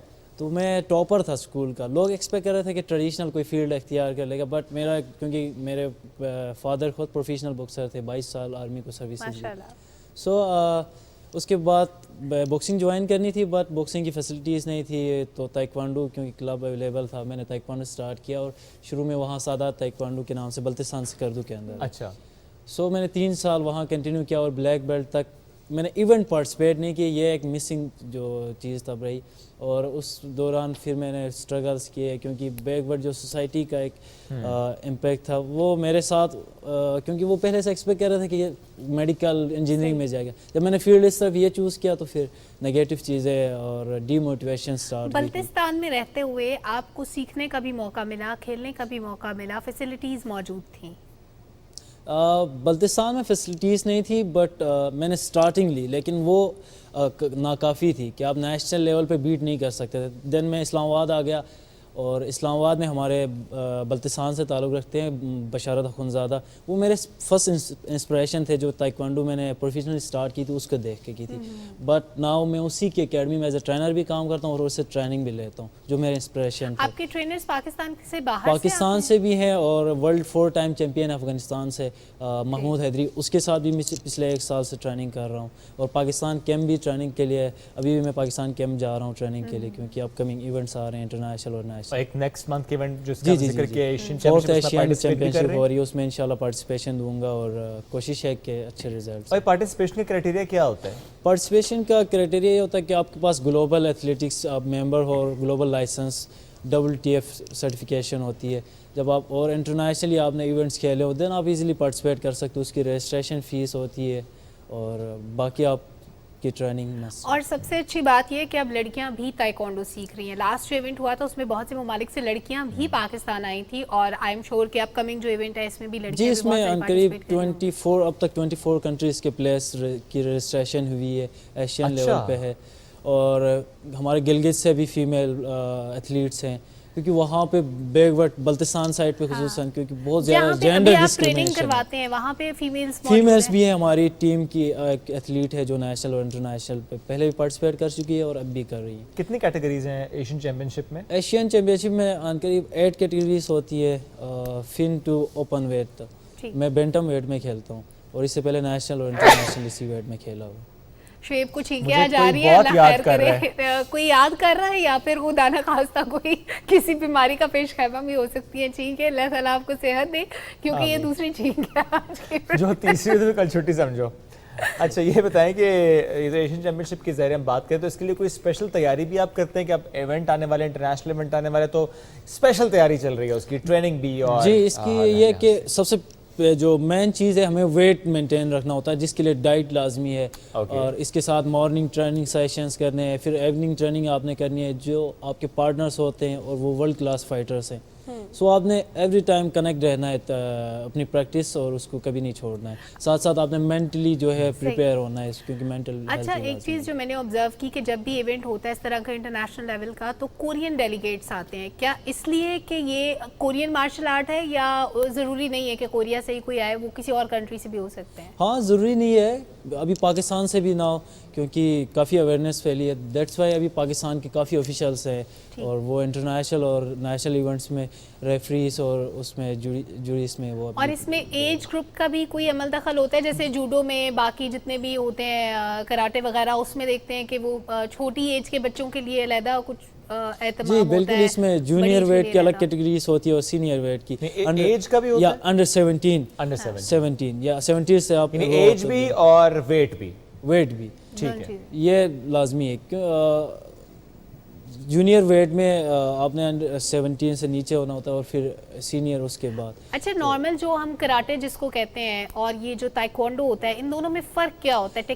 ٹیکنیکس اور رولز کا فرق ہے میرے خیال سے. اس کے علاوہ مارشل آرٹس کے جتنے رولز یہ ہوتا ہے کہ تائیکوانڈو ہے لیٹسٹ گیم ہے، الیکٹرانک ویکینڈ سے الیکٹرانک گیم ہے. آپ سینسر پہ ہٹ کرتے ہو الیکٹرانک کے لیے، آپ وہاں آلریڈی پوائنٹ فکس ہوتے ہیں اور پوائنٹ گیم ہے. پوائنٹ سینسر یا الیکٹرانک سینسر ہوتا ہے وہ ہمیں چیسٹ گارڈ لگا ہوتا ہے. جی بالکل، وہیں پہ ہٹ کرنا ہے، آپ ہٹ کرتے ہو الیکٹرانکلی شو ہوتا ہے. اچھا کتنے چپس لگی ہوتی ہیں یہاں؟ آئی ڈونٹ ریمبر بٹ اتنا پتا ہے کہ الیکٹرانک ہوتا ہے اور ہیڈ گیئر ہوتا ہے. چپ کو ہٹ کیا تو آپ کو پوائنٹ ملے گا، ادروائز نہیں. یعنی دو چیزیں ہوں گی، ایک کیا میں چپ کو ہٹ کریں، دوسرا میں چپ کو بچانا ہے. ایسا ہی سم ٹائم ایسا کہ دونوں کی لگ جاتی ہے اور پھر یہ پوائنٹس برابر ہو جاتے ہیں. اچھا تو اس کا مطلب بہت ٹیکنیکل گیم ہو گئی. ٹیکنیکل گیم ہے، اننے وانی مارنا آپ نے. بالکل ایسا ہی ہے، آپ نے ٹیکنیکس کو فالو کرنا ہے. مینٹلی آپ جب تک تیار نہ ہو. اچھا یہ چپس تو سامنے لگی ہوتی ہے نا، اس میں پیروں کا بھی استعمال ہوتا ہے. پیروں سے کک کیسے ماریں گے تو وہ چپ کو ہٹ کرے گی؟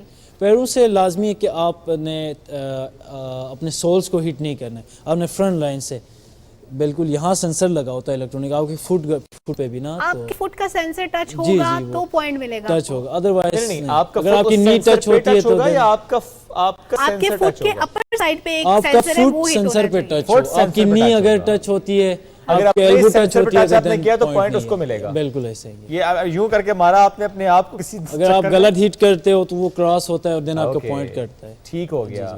اچھا آپ نے بار بار ذکر کیا مینٹلی فٹ ہونے کا، کس لحاظ سے؟ اس میں کیا ایشو ہوتا ہے؟ آپ اسٹریس ہوتا ہے، کوئی اور ایلیمنٹ ہوتا ہے مائنڈ میں کہ آپ صحیح طرح سے پرفارم نہیں کر پاتے؟ بالکل، فرسٹ آف آل تو آپ نے پلیئر کو جج کرنا ہے کہ اس کی اسٹرینتھ کیا ہے، اس کی ویکنیس کیا ہے.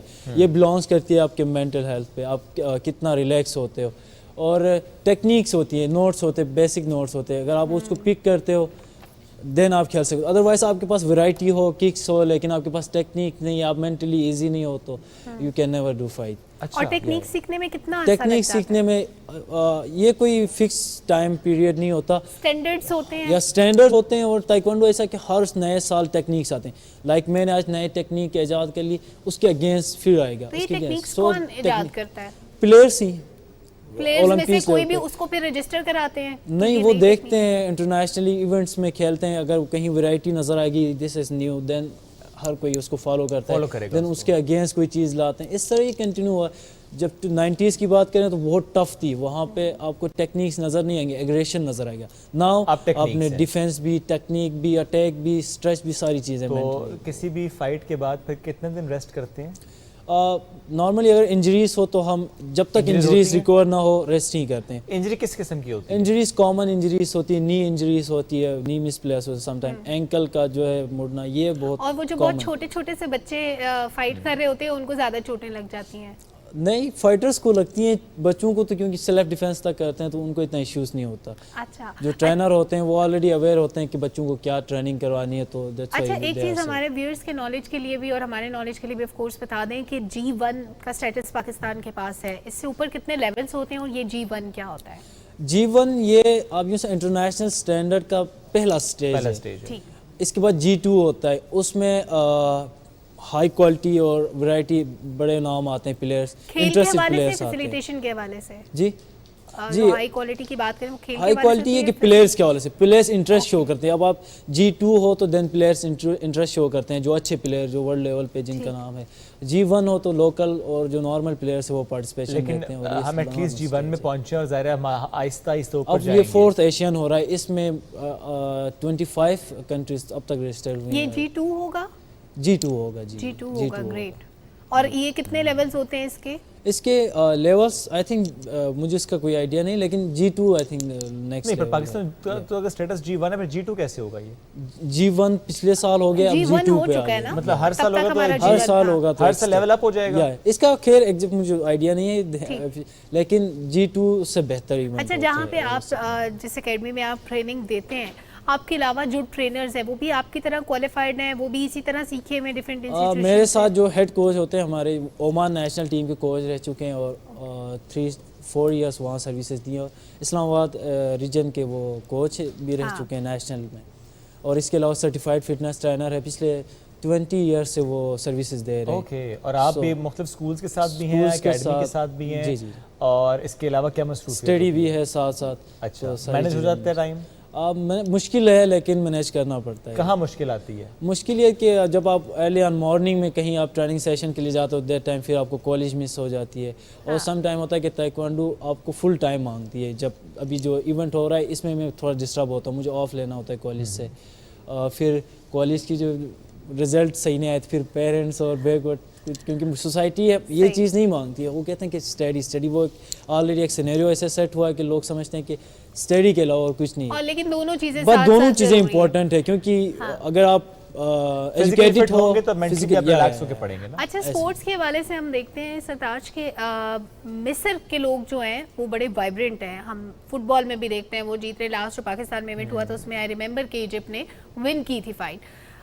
وہاں کے لوگوں کا جو ہائٹ، فزیک، جو باڈی اسٹرکچر ہے، کیا وہ بہت ہیلپ فل ہوتا ہے ان کے کسی بھی کھیل کو کھیلنے کے لیے، یا ٹریننگ ایگزیکٹلی؟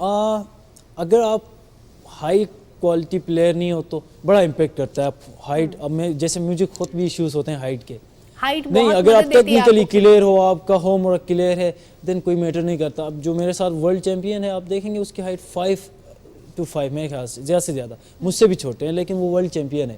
سو ہائٹ میٹر نہیں کرتی. اگر آپ پرفیکٹ ہو تو ٹیکنیکلی کلیئر ہو تو دین. ایجپٹ کے پلیئرز ایسا کیا کرتے ہیں کہ وہ کھیل کے میدان میں مختلف کھیلوں کی جب ہم بات کرتے ہیں، چاہے وہ تائیکوانڈو کی بات ہو، فٹ بال کی بات ہو، کسی بھی چیز کی، تو وہ ہمیں زیادہ آگے نظر آتے ہیں بہت سی کنٹریز سے. یہ میرے خیال سے ایتھلیٹس کی کیئر نہیں ہوتی ہے. آپ کو انجریز ہو, ہمیں اگر انجریز ہوتی تو ہمیں 1 سال ریسٹ کرنا ہوتا ہے.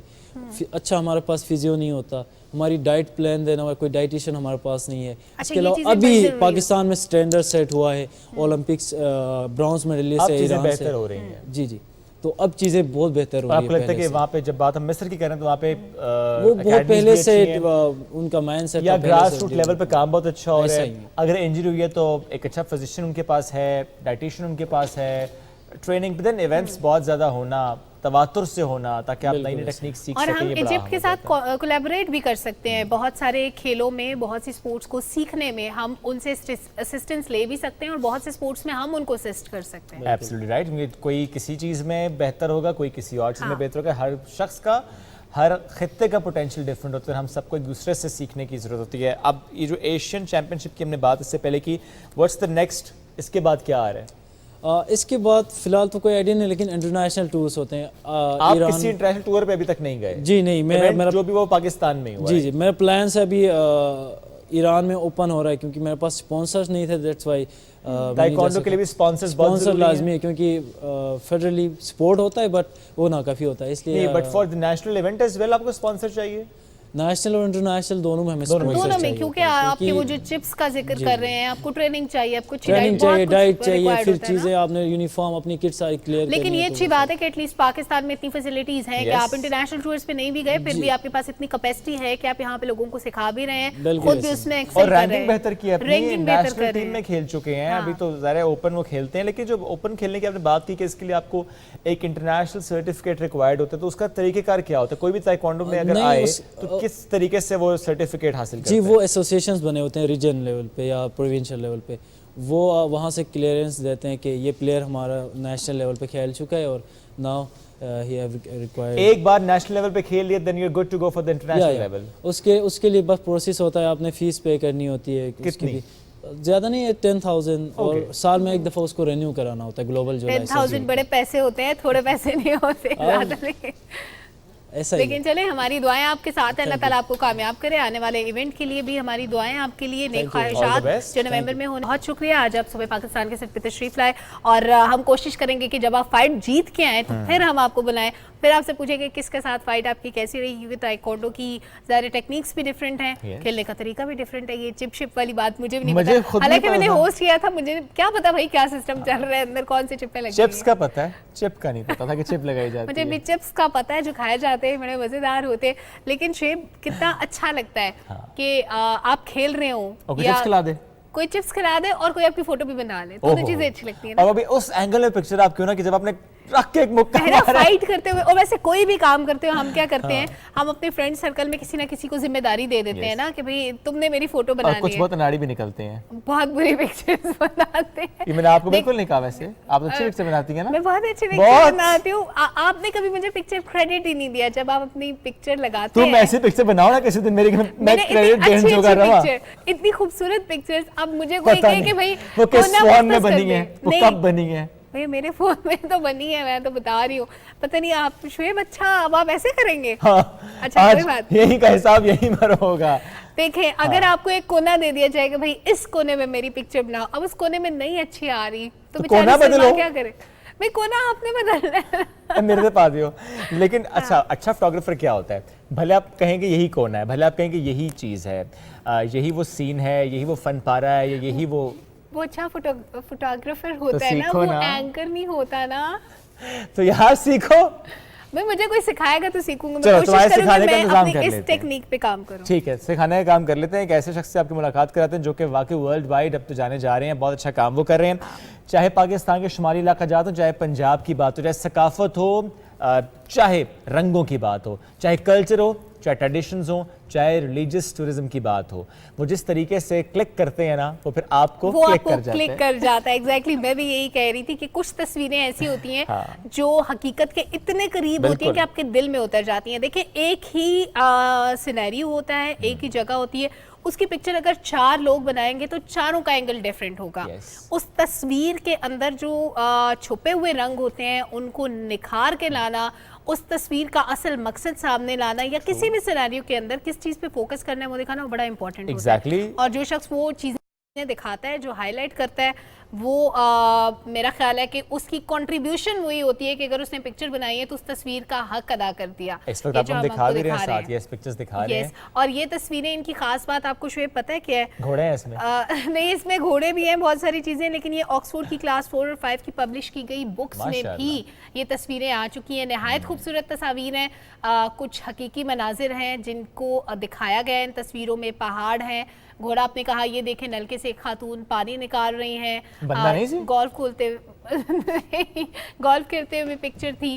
یہ بڑی خوبصورت سینری. یہ دیکھیں جناب, یہ پانی کا ویو ہے. آپ کو کہنا چاہیے ہم تب مانیں گے نا آگے ہماری بھی 2-4 پکچرز ایسی اچھی سی ہوں. بس کیمرہ اس کے لیے بڑا ضروری ہے, ان کا ہونا. یہ دیکھیں یہ والی پکچر جو ہم دیکھ رہے ہیں نہایت خوبصورت. ہر تصویر اپنی اصل جو دلکشی ہے نا اس کے ساتھ نظر آ رہی ہے. اچھا اس میں جو میں چیز دیکھ رہا ہوں سلمہ کہ زیادہ انہوں نے کوشش کی ہے شام کا وقت, انہوں نے ایک ٹائم سیٹ کیا ہے سورج ڈھلنے کا وقت. اچھا سورج ڈھلنے کے ساتھ سے یہ دیکھیں یہ مجھے سن رائز کی لگ رہی ہے. سورج نکلنا, یا سورج ڈھلنے کا ہے ہونا, یا سورج کا طلوع ہونا, یہ وہ 2 ٹائم انہوں نے شاید چوز کیے ہیں. تو ان سے پوچھتے بھی ہیں. اور ان تصویروں میں وقت بہت خوبصورتی سے نظر آ رہا ہے. ایک بندہ جو دیکھ رہا ہے پکچر وہ آرام سے آئیڈینٹیفائی کر رہا ہے کہ یہاں پہ سورج نکل رہا ہے, یہاں پہ غروب ہو رہا ہے. بالکل ایسا ہی ہے. تو ہم جس شخص کی بات کر رہے ہیں اتنا اچھا کام لے کر آئے ہیں, حسن طلال نام ہے. آپ یہ دیکھیں ایک ولیج سے ان کا تعلق ہے, from village to the world ہم انہیں ضرور کہہ سکتے ہیں کہ یہ پہنچ چکے ہیں. حسن طلال ویلکم کرتے ہیں. السلام علیکم حسن, گڈ مارننگ, کیسے ہیں آپ؟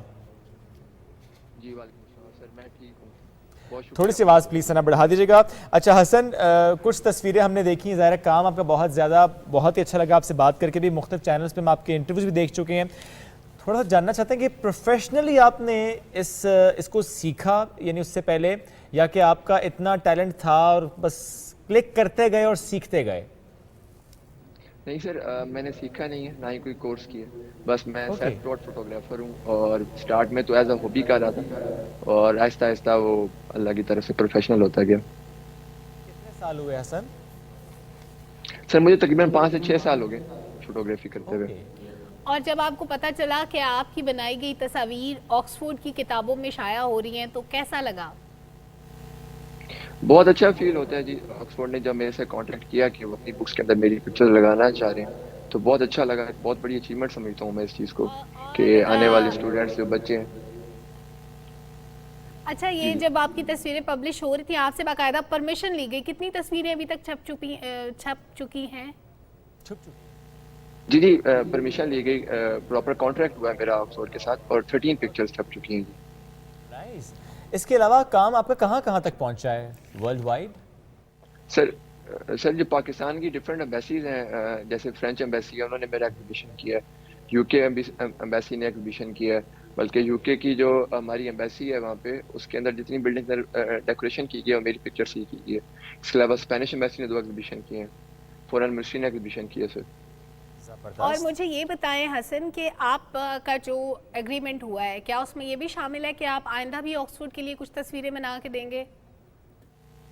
نہیں اس میں یہ نہیں ہے, لیکن جیسے ہی انہیں کوئی اور میرا کام اچھا لگے گا وہ دوبارہ انشاءاللہ لازمی ایڈ کریں گے. یعنی آپ کام کرتے چلے جاتے ہیں پھر کسی کو وہ اتنا بھا جاتا ہے پھر وہ کانٹیکٹ کرتا ہے کہ یہ ہمیں دے دیجئے؟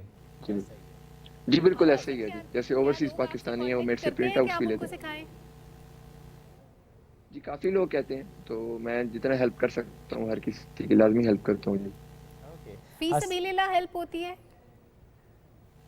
جی بالکل فی سبیل اللہ ہیلپ ہوتی ہے. کیا بات ہے, چھا گئے. اچھا اب بتائیں کہ کون سے گیجٹس آپ یوز کرتے ہیں, کون سے لینز, اس لیے جانا چاہ رہا تھا کہ ہم سمجھ پائیں جتنی اچھی پکچرز ہیں اس کے پیچھے آپ کا ٹیلنٹ تو ہے بٹ اس میں ٹیکنالوجی کا کتنا اہم رول ہے؟ جی بالکل سر, ٹیکنالوجی بھی کافی ریکوائرڈ ہے. میں نائکن کا ایک کیمرہ یوز کر رہا ہوں, سونی کا بھی ایک کیمرہ یوز کرتا رہا ہوں, اور ڈفرینٹ پکچر ڈفرینٹ لینزز سے. جتنا بھی سر پروفیشنل کام ہوتا ہے ہر تصویر کا جو وائڈ اینگل ہوتی ہیں وہ الگ لینزز سے بنتی ہیں, تو تھوڑی سی زوم پکچرز ہوتی ہیں ان کے لیے ٹیلی لینز ریکوائرڈ ہوتے ہیں. اچھا, اور کوئی خاص وقت چنتے ہیں آپ کہ آپ نے فوٹوگرافی اس سلاٹ میں کرنی, بیکاز بہت سی پکچرز ہم نے آپ کی دیکھیں جو کہ یا تو سورج طلوع ہونے کے وقت کی ہیں یا غروب کے وقت کی ہیں؟ بالکل سر, میرا فیوریٹ ٹائم ہے جب سن رائز ہو رہا ہو یا سن سیٹ ہو رہا ہو. ایک تو تب لائٹ بہت پیاری گولڈن لائٹ ہوتی ہے, وارم لائٹ ہوتی ہے, اور مجھے وہ 2 وقت پسند بھی ہیں. فوٹوگرافی میں میں نے میکسیمم کوشش کی ہے کہ ان 2 ٹائمز کے اندر ہی میں تصویریں بناؤں.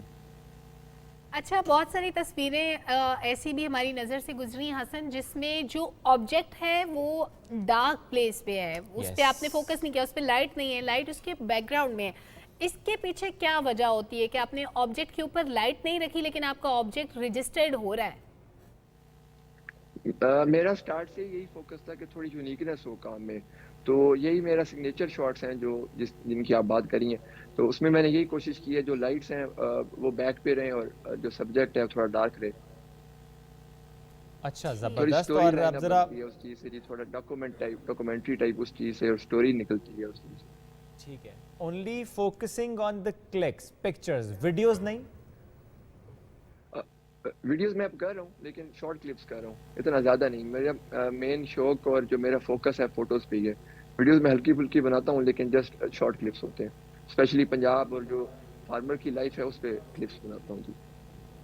यानी आप ज़्यादा कोशिश ये करते हैं कि पंजाब का कल्चर दिखा सकें, फार्मर की लाइफ दिखा सकें, एक गांव का क्या माहौल है वो दिखा सकें, गांव की शाम कैसी है वो दिखा सकें, ऐसा ही है हसन?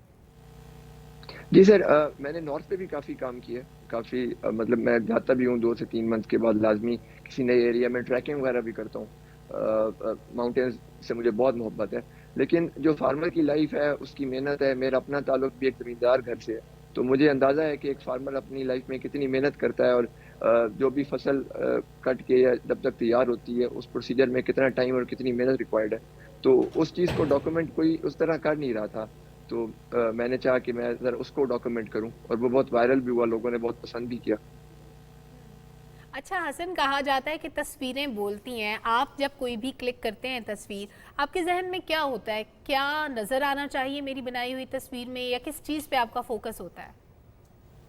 मेरा मेन फोकस ये होता है कि जो एक्टिविटी तब चल रही है या जो भी कुछ वहाँ पे हो रहा है उसकी एक स्टोरी एक तस्वीर में जो भी देखे उसको समझ आ जाए कि यहाँ पे क्या एक्टिविटी हो रही है। और कोई अगर कोई जैसे आपने टेंट पैकिंग के शॉट्स देखे होंगे, जैसे नेज़रबाजी के शॉट्स हैं, तो एक बंदे का एक्सप्रेशन और घोड़े की स्पीड या वो चीज़ एक बंदे को फील हो, वो तस्वीर से ही फील करे कि घोड़ा इतनी स्पीड में भाग रहा है या जो सवार है वो कितनी फोर्सफुली उसको पैक कर रहा है। तो ये चीज़ें मेरी फोकस में होती हैं। हसन, आपको इंटरप्ट कर रही हूँ मैं, एक लाइव कट की तरफ जाना है। वफाकी वज़ीर तवानाई खुर्रम दस्तगीर साहब इस वक्त तकरीब से खिताब कर रहे हैं, बराह रास्त लिए चलते हैं। The partners, the Pakistan Institute for Conflict and Security Studies, Quaid-e-Azam University, the Federal Urdu University, Foundation University, NUST. Ladies and gentlemen, I'm delighted to see an old colleague, retired Ambassador Ghalib Iqbal here in the audience. And the subject that we are engaged with this morning, कि पाकिस्तान का image क्या होना चाहिए, I think आपको अगर मौका मिले तो गालिब इकबाल साहब को आकर देख लें. He was one of our senior diplomats. Diplomats अपनी टाइयों के लिए मशहूर हैं ज़्यादा वैसे तो, लेकिन ये है कि जो इमेज बिल्डिंग है, गालिब साहब will tell you one of his final assignments as an ambassador was in Paris. और ये बात बिल्कुल दुरुस्त की गई है कि पाकिस्तान का इमेज पाकिस्तान के लोग हैं. और गालिब साहब भी आपको बताएंगे आने वाले सेशंस में, लेकिन मैं ये कह सकता हूँ कि इनकी जो सफारतकारी का अंदाज़ था, जो कि बड़ा निडर और बेबाक किस्म का था, गोरों से मरूब होने वाला नहीं था, but at the same time it was direct and it had integrity. ये जो इंटेग्रिटी का लफ्ज़ है, ये बड़ी अहम बात है कि अगर हमने पाकिस्तान का इमेज दुरुस्त करना है, कि हम सब जब मुल्क में हों और मुल्क से बाहर हों, हमारे अंदर एक फंडामेंटल इंटेग्रिटी होनी चाहिए, वो हमारा इमेज दुरुस्त करेगी. अदरवाइज बड़ी पुरानी बात है. Winston Churchill, I think he said this nearly 70 years ago, that the empires of the future are the empires of the mind. मुस्तकबिल की सल्तनतें ज़हन की सल्तनतें होंगी, दिमाग की सल्तनतें होंगी। लेकिन जब हम पाकिस्तान की इमेज की बात करते हैं तो हमें चर्चिल को अमेंड करना पड़ेगा और अब इस पर गौर करना पड़ेगा कि empires of the future are the empires of Instagram and TikTok. ये किस चीज़ का इमेज है जो हम बिल्ड करना चाह रहे हैं और ये क्या वजह है कि हमें इसके ऊपर कॉन्फ्रेंसें करनी पड़ रही हैं।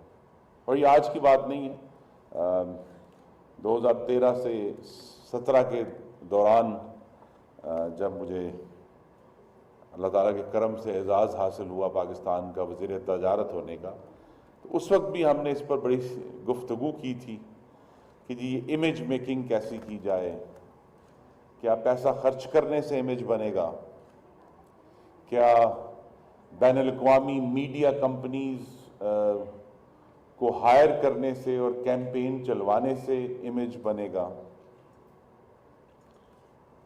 और ladies gentleman, the young men and women in the audience, I do not have answers for that. ये सवाल भी और जवाब भी आपने तलाश करने कि पाकिस्तान का इमेज कैसे होगा। ये बात दुरुस्त है जिस तरह जनरल साद खटक ने कहा कि हमारे पास एक बुनियाद मौजूद है जिसको हम प्रोजेक्ट कर रहे हैं, कर सकते हैं, करनी भी चाहिए। लेकिन ये जो बुनियाद है जिसका हम जिक्र करते हैं और काफ़ी जगहों पर तज़किरा होता है कि पाकिस्तान के पास दुनिया का दूसरा ऊंचा पहाड़ है, K2 है, हमारे पास 3 दुनिया की बुलंद तरीन माउंटेन रेंजेस हैं, हिंदू कुश, काराकोरम, हिमालयाज़, हमारे पास काराकोरम हाईवे है, हमारे पास ईदी फाउंडेशन है, हमारे पास दुनिया का चंद बड़े जो इरिगेशन के निज़ाम हैं इंडस बेसिन में वो है, हमारे पास सॉल्ट माइन है क्योड़ा की, हमारे पास मलाला यूसुफजई है और प्रोफेसर अब्दुल सलाम है।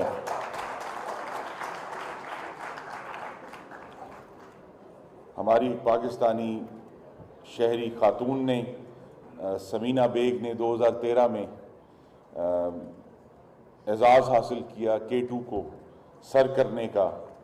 उनके ऊपर जो है वो समीना बेग पे आपको पता है एक बड़ी मशहूर डॉक्यूमेंट्री भी है, अगर आपने नहीं देखी तो ज़रूर देखें, बियॉन्ड द हाइट्स, उससे आपको इंस्पिरेशन मिलेगी।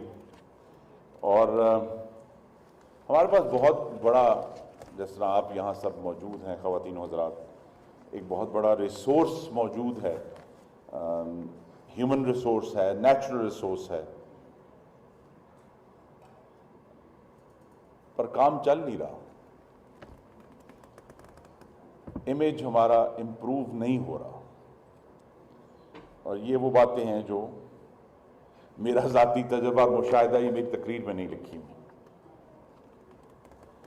और इमेज इम्प्रूव ना होने में, जिस तरह मैंने कहा, शायद पैसा जो है वो एक आसान काम होगा कि हम दुनिया की बेहतरीन मीडिया कंपनीज हायर करें, कैंपेन्स डिज़ाइन करें, पेरिस की और लंदन की बसों के ऊपर खूबसूरत पाकिस्तान के जो मनाजिर हैं वो चस्पा करें, शायद उससे कुछ फ़र्क पड़े। लेकिन ये हम करके देख चुके हैं, फिर भी इमेज इम्प्रूव नहीं हो रहा। कहाँ से इमेज आएगा? कुछ साल पहले तुर्की के सदर के साथ, उनकी वज़ीर आज़म सदर अर्दवान के साथ 2016 में गालिबन अहमद दावतोलू उनके वज़ीर आज़म थे, तो उनके साथ मुझे जब वो इस्लामाबाद तशरीफ़ लाए तो मौका मिला गुफ्तगू का और सफ़र करने का। तो मैंने उनसे ये पूछा कि सन 2000 में जब पहली दफ़ा उनकी पार्टी इक़्तिदार में आई, तो उस वक्त, अब हमें शायद याद नहीं है, तुर्की की मईशत का बहुत ही बुरा हाल था। اور पंजाबी ज़बान में इस्तेमाल करूँगा, उनकी जो करेंसी थी लीरा, वो लीरो लीर थी, यानी पता नहीं $1 के कितने लाख लीरा आते थे, और they were in really big trouble. वफाकी वज़ीर तवानाई इंजीनियर खुर्रम दस्तगीर तकरीब से खिताब कर रहे थे और हम बात कर रहे थे फोटोग्राफी से मुतालिक। लेकिन अब मेरा ख्याल क्विकली आगे बढ़ जाते हैं और एक और मेहमान साथ मौजूद हैं, उनकी बात करेंगे, तारुफ कराते हैं, आपसे मुलाकात कराएंगे डॉक्टर मोहम्मद अली ज़फ़र से। खुर्दात सलाहियतों के मालिक अगर कहा जाए तो गलत ना होगा, अपने करियर में एक नहीं बल्कि 16 गोल्ड मेडल्स हासिल किए हैं। और मेरा सवाल था कैसे, आखिर कैसे? मेहनत से, लगन से, जुस्तजू से, अज़म से, यकीन से। वाह वाह वाह, ईमान ताज़ा कर दिया आपने भी बातें बता इमाम के। साहब अपनी ईमान ताज़ा कर दिया आपका।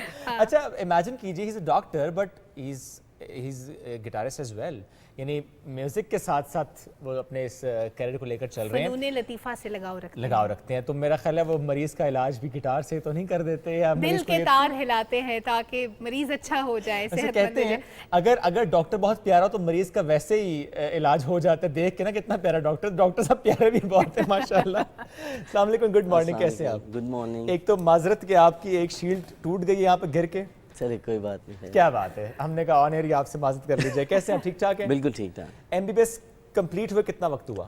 MBBS कंप्लीट हुए बस 5 महीने, सिर्फ 5 महीने हुए हैं। और ये 16 गोल्ड मेडल कैसे हासिल किए, हम तो नहीं सोच सकते। अच्छा, 16 गोल्ड मेडल्स जो हैं ये मेरे टोटल MBBS के करियर के हैं, पूरे MBBS में मेरे। एक ही MBBS में 16 मेडल्स हो गए। 5 साल का होता है, 16 अपने गोल्ड मेडल ले लिए, ये क्या चक्कर हुआ?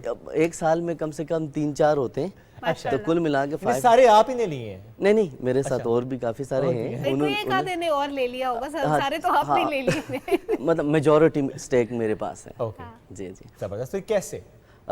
मैं फर्स्ट ईयर MBBS में जब मेरा एडमिशन हुआ था तो फॉर द टाइम बिंग उस टाइम तो मुझे इतना ज़्यादा मालूम नहीं था कि मैंने कोई टॉप शॉप करना है। मैं एक्स्ट्रा एक्टिविटीज़ में ज़्यादा घुसा रहता था, गिटार हो गया, कभी कभी कंसर्ट्स पे चला गया, तो ये करता रहता था। फिर मैं डिफरेंट मेरी सोसाइटीज़ थी जिसमें हम करियर काउंसलिंग किया करते थे, तो वो करता था।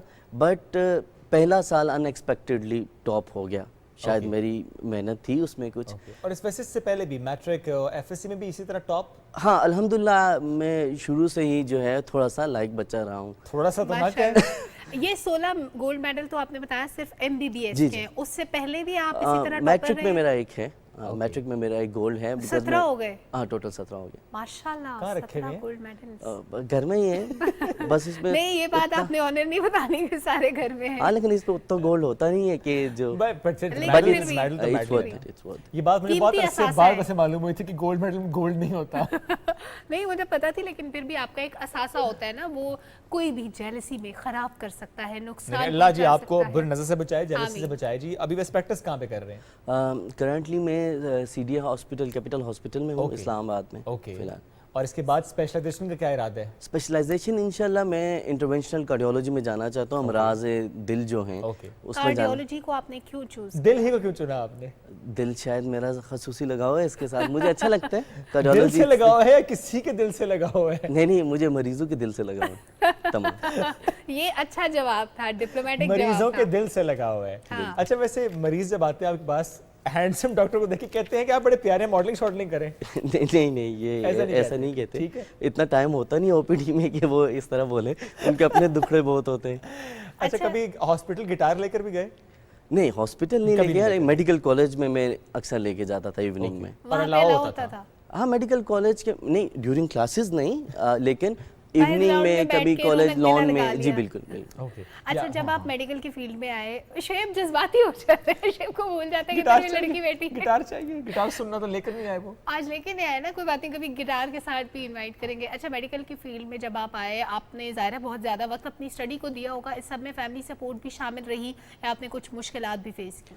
बिल्कुल, इसमें अगर आप कहें कि फैमिली सपोर्ट कितनी शामिल थी, तो फैमिली सपोर्ट बहुत ज़्यादा शामिल थी। अक्सर बच्चे मुझसे क्वेश्चन भी करते हैं कि अली भाई, हम जो एस्पिरेंट्स हैं, हम अगर मेडिकल में आना चाहते हैं जिस तरह से, तो हमें क्या करना चाहिए, किस तरीके से एफर्ट्स करनी चाहिए? तो मेरे पापा कहते हैं कि अगर आप डॉक्टर बन रहे हैं या कोई कामयाब इंसान बन रहे हैं, तो वो ये नहीं कि वही 5 साल, जैसे आपने कहा कि 16 जो मेडल आपने 5 सालों में ले ली, तो मेरे ख्याल में इसके पीछे मेरे तो 5 साल थे, लेकिन मेरे वालिदैन के 25 साल की मेहनत शामिल थी, जो शुरू से लेके उन्होंने प्लान लिया। तो देयर आर 3 ग्राउंड्स جن پہ بچوں کو اور ہماری سوسائٹی کو ایفرٹس کرنے چاہیے. آپ کے ٹیچرز بڑا رول ہوتا ہے ان کا, آپ کے پیرنٹس, وہ آپ کو ایک ویژن دیتے ہیں, وہ ہمیشہ آپ کو بتاتے رہتے ہیں. وہ جیسے آپ نے ایک مشہور قصہ سنا ہوگا کہ وہ ایڈیسن کا جو ہے وہ خط بعد میں برآمد ہوا تھا, if I am not wrong, تو وہ اس پہ یہ لکھا تھا, ماں اسکول سے نکال دیا گیا اس کو, اس میں لکھا تھا کہ اس میں کیا تھا, تو مدر نے کہا کہ بیٹا اس میں لکھا کہ تم بہت لائق ہو اور ان کے ساتھ نہیں چل سکتے. کہنے سے دیکھیں کہ اس نے کیا کیا. And then he was a wonderful scientist, and when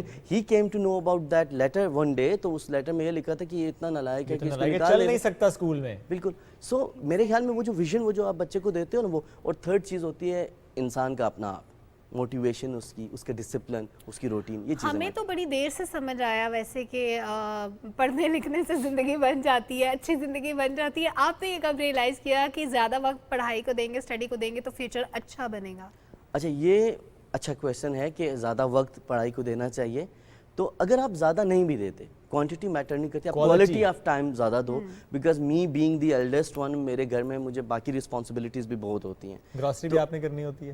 for sure grocery مجھے کرنی ہے. میری مدر سے زیادہ مجھے پتا ہوتا ہے کہ میرے گھر میں کیا کیا چیز جو ہے رائٹ ناؤ ختم ہونے والی ہے, so I have to grab that. Imtiaz پہ جانا, I love doing grocery as well, ٹھیک ہے. تو ہم کرتے ہیں یہ چیزیں. اور ویسے کوکنگ بھی کرتے ہیں کہ نہیں؟ ہاں, میں کوکنگ کرتا ہوں. یہ اچھے بچے ہوتے ہیں جو ماں باپ کا ایسے بھی ہاتھ بٹاتے ہیں. تو امی ابو کبھی یہ نہیں کہتے چلو آج تم نہ کرو یہ کام, آج ایسا کہ بس پڑھو ہی صرف؟ نہیں, ریگولر بیسس پہ تو کوکنگ نہیں کرتا, وہ تو گھر میں ہیں, شیف کرتی ہیں.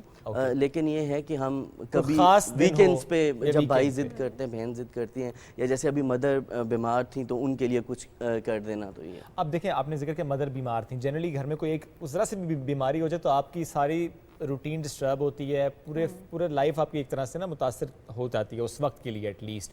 پھر ایک ایسے اسٹوڈنٹ جو کتنا برائٹ اسٹوڈنٹ ہے, جو کہ پڑھ رہا ہے, محنت کر رہا ہے, گولڈ میڈلز لے رہا ہے, اور گھر میں اگر کوئی بیمار ہو جائے تو ظاہر ہے آپ ڈسٹرب بہت زیادہ ہیں, پڑھائی متاثر ہوتی ہے. آپ کے ساتھ ڈیورنگ دا اسٹڈی ایسا ہوا؟ میرے ساتھ مدر میرے فائنل ایئر میں تھا. I have mentioned it lot of Times کہ میری مدر جو میں جب فائنل ایئر میں تھا تب ان کو ڈائگنوز ہوئی. بٹ میری mother she is a very brave lady. انہوں نے بتانا ہی گوارا نہیں کیا مجھے. انہوں نے میرے چھوٹے بھائی جو ہیں ڈاکٹر گوہر علی, اس کو بتایا کہ اس طریقے سے مجھے یہ درد ہے, تو آئی ٹولڈ ہم کہ اس کو انویسٹیگیٹ کراؤ آپ جا کے, ٹھیک ہے. تو پھر جب ہمیں پتہ چلا کہ مدر کو کینسر ہے سم ہاؤ, تب تو اوبویسلی ڈیفیکلٹ تھا, مشکل تھا, اسٹرگلنگ پیریڈ تھا. لیکن جب معلوم ہوا کہ مدر کو کینسر ہے تو اس وقت آپ کی پڑھائی چل رہی تھی؟ میرے فائنل ایئر کے پیپرز چل رہے تھے, فائنل ایئر MBBS کے, بالکل پروف کے پیپرز چل رہے تھے, اور میں سوات سے واپس گھر آنا, پھر مما کا وہ کرانا, پھر واپس جانا, یہ چیزیں لگی رہی تھیں. It was tough.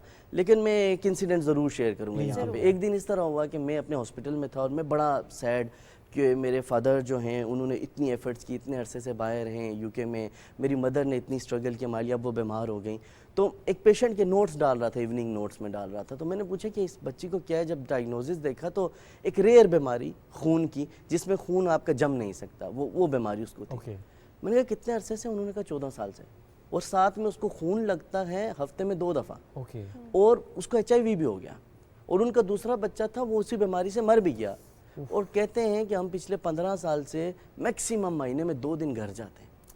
تب میں نیچے گیا تو میں نے جا کے اللہ کا شکر ادا کیا. میں نے کہا یا اللہ, بے شک my mother was a cancer diagnosed patient, but she is a fighter. ابھی تو الحمدللہ وہ کبھی ہم کسی مشکل میں ہوں, ہاسپٹل جاتے ہیں تو ہمیں ریئلائز ہوتا ہے کہ ہمارا دکھ شاید کچھ بھی نہیں ہے, ہم سے زیادہ بڑی مشکلوں میں لوگ موجود ہیں. اور ویسے آپ کی گفتگو سے ماشاءاللہ اندازہ ہوا کہ آپ کی فیملی میں اور بھی ڈاکٹرز موجود ہیں. بھائی آپ کے ڈاکٹر ہیں؟ ہاں, میرے چھوٹے 2 بھائی ہیں, دونوں ڈاکٹرز. آپ کو تو خود ابھی 5 مہینے پہلے MBBS ہوئے, چھوٹے بھائیوں کا بھی MBBS پہلے ہو گیا تھا. وہ اصل میں ہم جب 3rd ایئر میں جانے لگتے نا, ہسٹری لے رہے ہوتے پیشنٹ سے, تبھی ہمارے نام کے ساتھ ٹائٹل لگ جاتے ہیں. پڑھ رہے ہیں ابھی. ہاں, وہ ابھی ایک فائنل ایئر میں ہے اور ایک 2nd ایئر میں. چلے ماشاءاللہ جی, وہ بھی but they are future doctors. اور وہ بھی آپ کی طرح اسی طرح گولڈ میڈلز لے رہے ہیں؟ بالکل لائک تو ہیں, وہ بھی لائک تو ہے. پیرنٹس بھی ڈاکٹر ہیں؟ نہیں, میرے پیرنٹس ڈاکٹر نہیں. My mother she was a teacher. وہ گورنمنٹ ٹیچر ریٹائرڈ ہیں. جنرل دیکھتے ہیں نا پیرنٹس ڈاکٹر یا ایک ڈاکٹر, تو بچے سارے ہی اس لائن میں لگ جاتے ہیں. ویژن, البتہ ویژن ماما پاپا کا ہی تھا. میں تو خود اسٹرونومی میں جانا چاہتا تھا, سیدھی بات. مجھے اسٹرونومی کا اتنا شوق تھا, لیکن میرے پاپا جو ہیں وہ ڈاکٹر بننا چاہتے تھے. ابھی مارجن نہیں ہے کہ آپ ساتھ ساتھ؟ میں اپنے شوق کو کیری کرتا ہوں, لیکن شوق اب اتنے اکٹھے ہو گئے ہیں. گٹار بھی ہے, وہ بھی ہے, پھر وہ کاؤنسلنگ وغیرہ بچوں کی, تو وہ کافی اکٹھے ہو گئے. کیا روٹین ہوتی ہے آپ کی؟ روٹین ہیپیزٹ ہوئی ہوئی ہے آج کل, بٹ ویسے بھی بڑا ڈاکٹر کی روٹین بہت ٹف ہوتی ہے, especially right after the MBBS. وہ لمبی کالز, 24-24, 48-48 घंटे उनका हॉस्पिटल्स में होना, वो इतना टफ होता है कि उसके बाद आपको आराम के लिए वक्त मिल जाए, बड़ी बात है।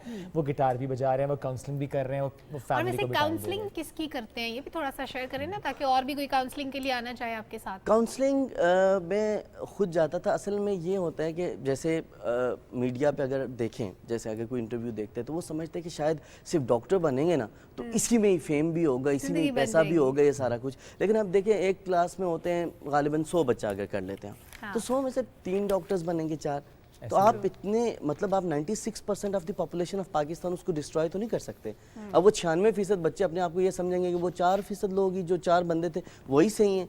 तो आई मेक श्योर कि उनको ये पता चले कि बाकी भी फील्ड्स हैं और काफ़ी अच्छी फील्ड्स हैं, इसके अलावा बेशुमार फील्ड्स हैं। सॉरी, एंकरिंग भी है। बिल्कुल, हाँ, एंकरिंग भी है। डॉक्टर ना बन सके तो क्या हुआ? हाँ, इंजीनियरिंग है, और उसके बाद MIT, DPT, बहुत बेशुमार फील्ड्स हैं और हर फील्ड का स्कोप है। अब तो हालात इतने बदल गए हैं, अब तो ट्रेडिशनल एजुकेशन से चीज़ें बहुत हटती चली जा रही हैं। और अब तो स्किल्स ज़्यादा मैटर करती हैं। आप जितने ज़्यादा स्किल्ड हैं उतनी आपके पास अपॉर्चुनिटीज ज़्यादा होती हैं। आप ज़िंदगी में मार नहीं खाते कहीं पे भी। वैसे एज ए डॉक्टर आप अपनी सोसाइटी में ये देखते हैं कि एक डॉक्टर पे प्रेशर बहुत ज़्यादा है। जिस डॉक्टर ने डॉक्टरी करते करते इतनी मेहनत की, ज़ाहिर है 5-6 साल की मेहनत है, दिन रात पढ़ाई है, बहुत ज़्यादा मेहनत करनी पड़ती है, बहुत ज़्यादा पढ़ना पड़ता है, लेकिन उसके बाद जो वो उसकी रूटीन है, डॉक्टर्स जनरली हम कंसिडर करते हैं डेवलपिंग नेशंस में, बिलखुसूस पाकिस्तान में, अंडर पेड होते हैं, टफ रूटीन होती है इनकी, ज़रा कॉल्स बहुत ज़्यादा होती हैं। अदरवाइज 9 to 5 वाली जॉब वाले कहते हैं ना जी हमारे तो ज़िंदगी बहुत टफ है, कि डॉक्टर के पास जाके देखो जो 48-48 घंटे काम कर रहा है, तो बहुत टफ होती है। फिर ये सोचते हैं कि यार इतनी मेहनत की थी, 5-6 साल पढ़ा था और इतनी टफ मेरी ज़िंदगी है। अच्छा, ये जो आपने क्वेश्चन किया, हाँ, टफ लाइफ है और सारे इश्यूज एक तरफ हैं, टफ रूटीन है, लंबी कॉल्स हैं, हेक्टिक है, सारा कुछ, कभी रेस्ट भी करेंगे ये वो, लेकिन इसमें एक चीज़ है, पे को भी हम थोड़ा सा साइड कर देते हैं, चले वो सेकेंडरी है, चले पैसे अगर उतने नहीं भी मिल रहे कोई इतना इशू नहीं है। ठीक है, जो प्रेशर होता है ना आप पे, फॉर एग्जांपल खुदा ना खास्ता अगर कोई गलती हो जाए, ठीक है, निग्लिजेंस हो जाए हल्की सी, और निग्लिजेंस ना भी हो, फटीग एक कॉमन फिनोमेना है। अब जैसे एक दफ़ा मेरी नाइट कॉल थी और मैं पिछले 18-20 घंटे से मैं कॉल पे था, तो मैंने कहा मैं थोड़ी देर आराम कर लेता हूँ, सो जाता हूँ। मैं सोया ही था, 12:15 का टाइम था, आके दरवाज़ा नॉक हुआ, मैंने दरवाज़ा खोला, मैंने कहा जी कि डॉक्टर साहब वो ड्रिप उतार दें ज़रा आके। वो मैं उठा, मैंने कहा वो स्टाफ आप या नर्स को देखें, कोई अगर हो तो उसको जाके देख लें।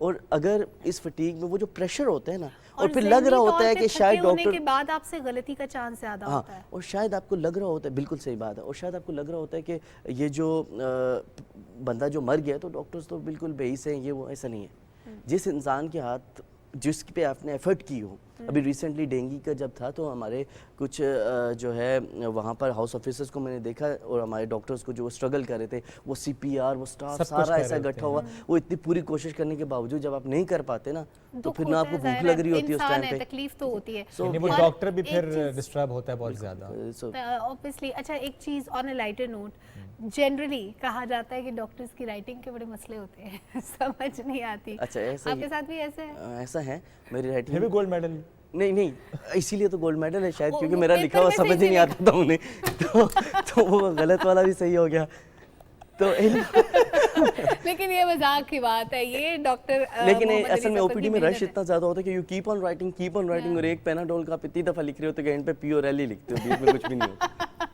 अच्छा, एक दफ़ा एक डॉक्टर के पास मैं गया तो उसने इतना खूबसूरती से लिखा ना, सारी हिस्ट्री भी लिखी, मेडिसिन भी लिखी, और मैं हैरान, मैंने कहा डॉक्टर साहब आप वाकई डॉक्टर हैं मतलब इतनी और एक अच्छी प्रैक्टिस जो कुछ हॉस्पिटल्स में अभी मैंने देखी, 2-3 हॉस्पिटल्स में, कि आप टाइप करके देते हैं, क्योंकि अब नहीं समझ आती समटाइम्स कि मेडिसिन क्या लिखी हुई है। पढ़ा लिखा बंदा भी वो स्पेलिंग ढूंढने में ही 10 घंटे लगते हैं। और मेरा ख्याल है मेडिकल स्टोर वाले तो बकायदा कोई कोर्स करते हैं डॉक्टर की राइटिंग समझने के लिए। वो भी जैसे कह रहे हैं ना, कितनी दफा पैनाडोल लिखते हैं कि प्योर है, तो वो आदत हो जाती है इनको भी पढ़ने की। अच्छा, ये 2 लफ्ज़ समझ आ रहे थे, पैनाडोल ही होगी। बिल्कुल ऐसे। वैसे आपको लगता है कि क्योंकि बात होगी ना लंबी कॉल्स पे, फटीक पे, जनरली अब मैं अगर मीडिया इंडस्ट्री की बात भी करूँ ना, कोई अगर पैनल पे भी है, प्रोडक्शन टीम में भी हो, एंकर्स भी हो, फॉर दैट मैटर जो भी, हम ये देखते हैं कि एक ख़ास स्लॉट के बाद उसे रेस्ट दिया जाता है और कहा जाता है कि नहीं अब आप रेस्ट करें, बिकॉज ज़रा गलती ना हो जाए आपसे, तो चाहे प्रोडक्शन टीम हो चाहे वो ऑन स्क्रीन लोग ही क्यों ना हो। लेकिन when it comes to doctor, मेरा ख्याल ये वाहिद प्रोफेशन है पाकिस्तान में जहाँ पर इसको अभी तक उस तरीके से नहीं देखा गया कि लंबी कॉल्स वाला मामला हल होना चाहिए। ये ठीक है, आप एक प्रेशर डाल रहे हैं उस पर ताकि वो प्रेशर बेयर कर सके, बट 24 آورس 48 آورس بہت زیادہ ہوتا ہے. بہت شکریہ ڈاکٹر صاحب ساتھ موجود تھے, بڑا اچھا لگا آپ سے مل کے, اور آپ آگے انشاءاللہ اسپیشلائزیشن بھی کریں گے, اس میں بھی انشاءاللہ گولڈ میڈلز ہی لیں گے آپ.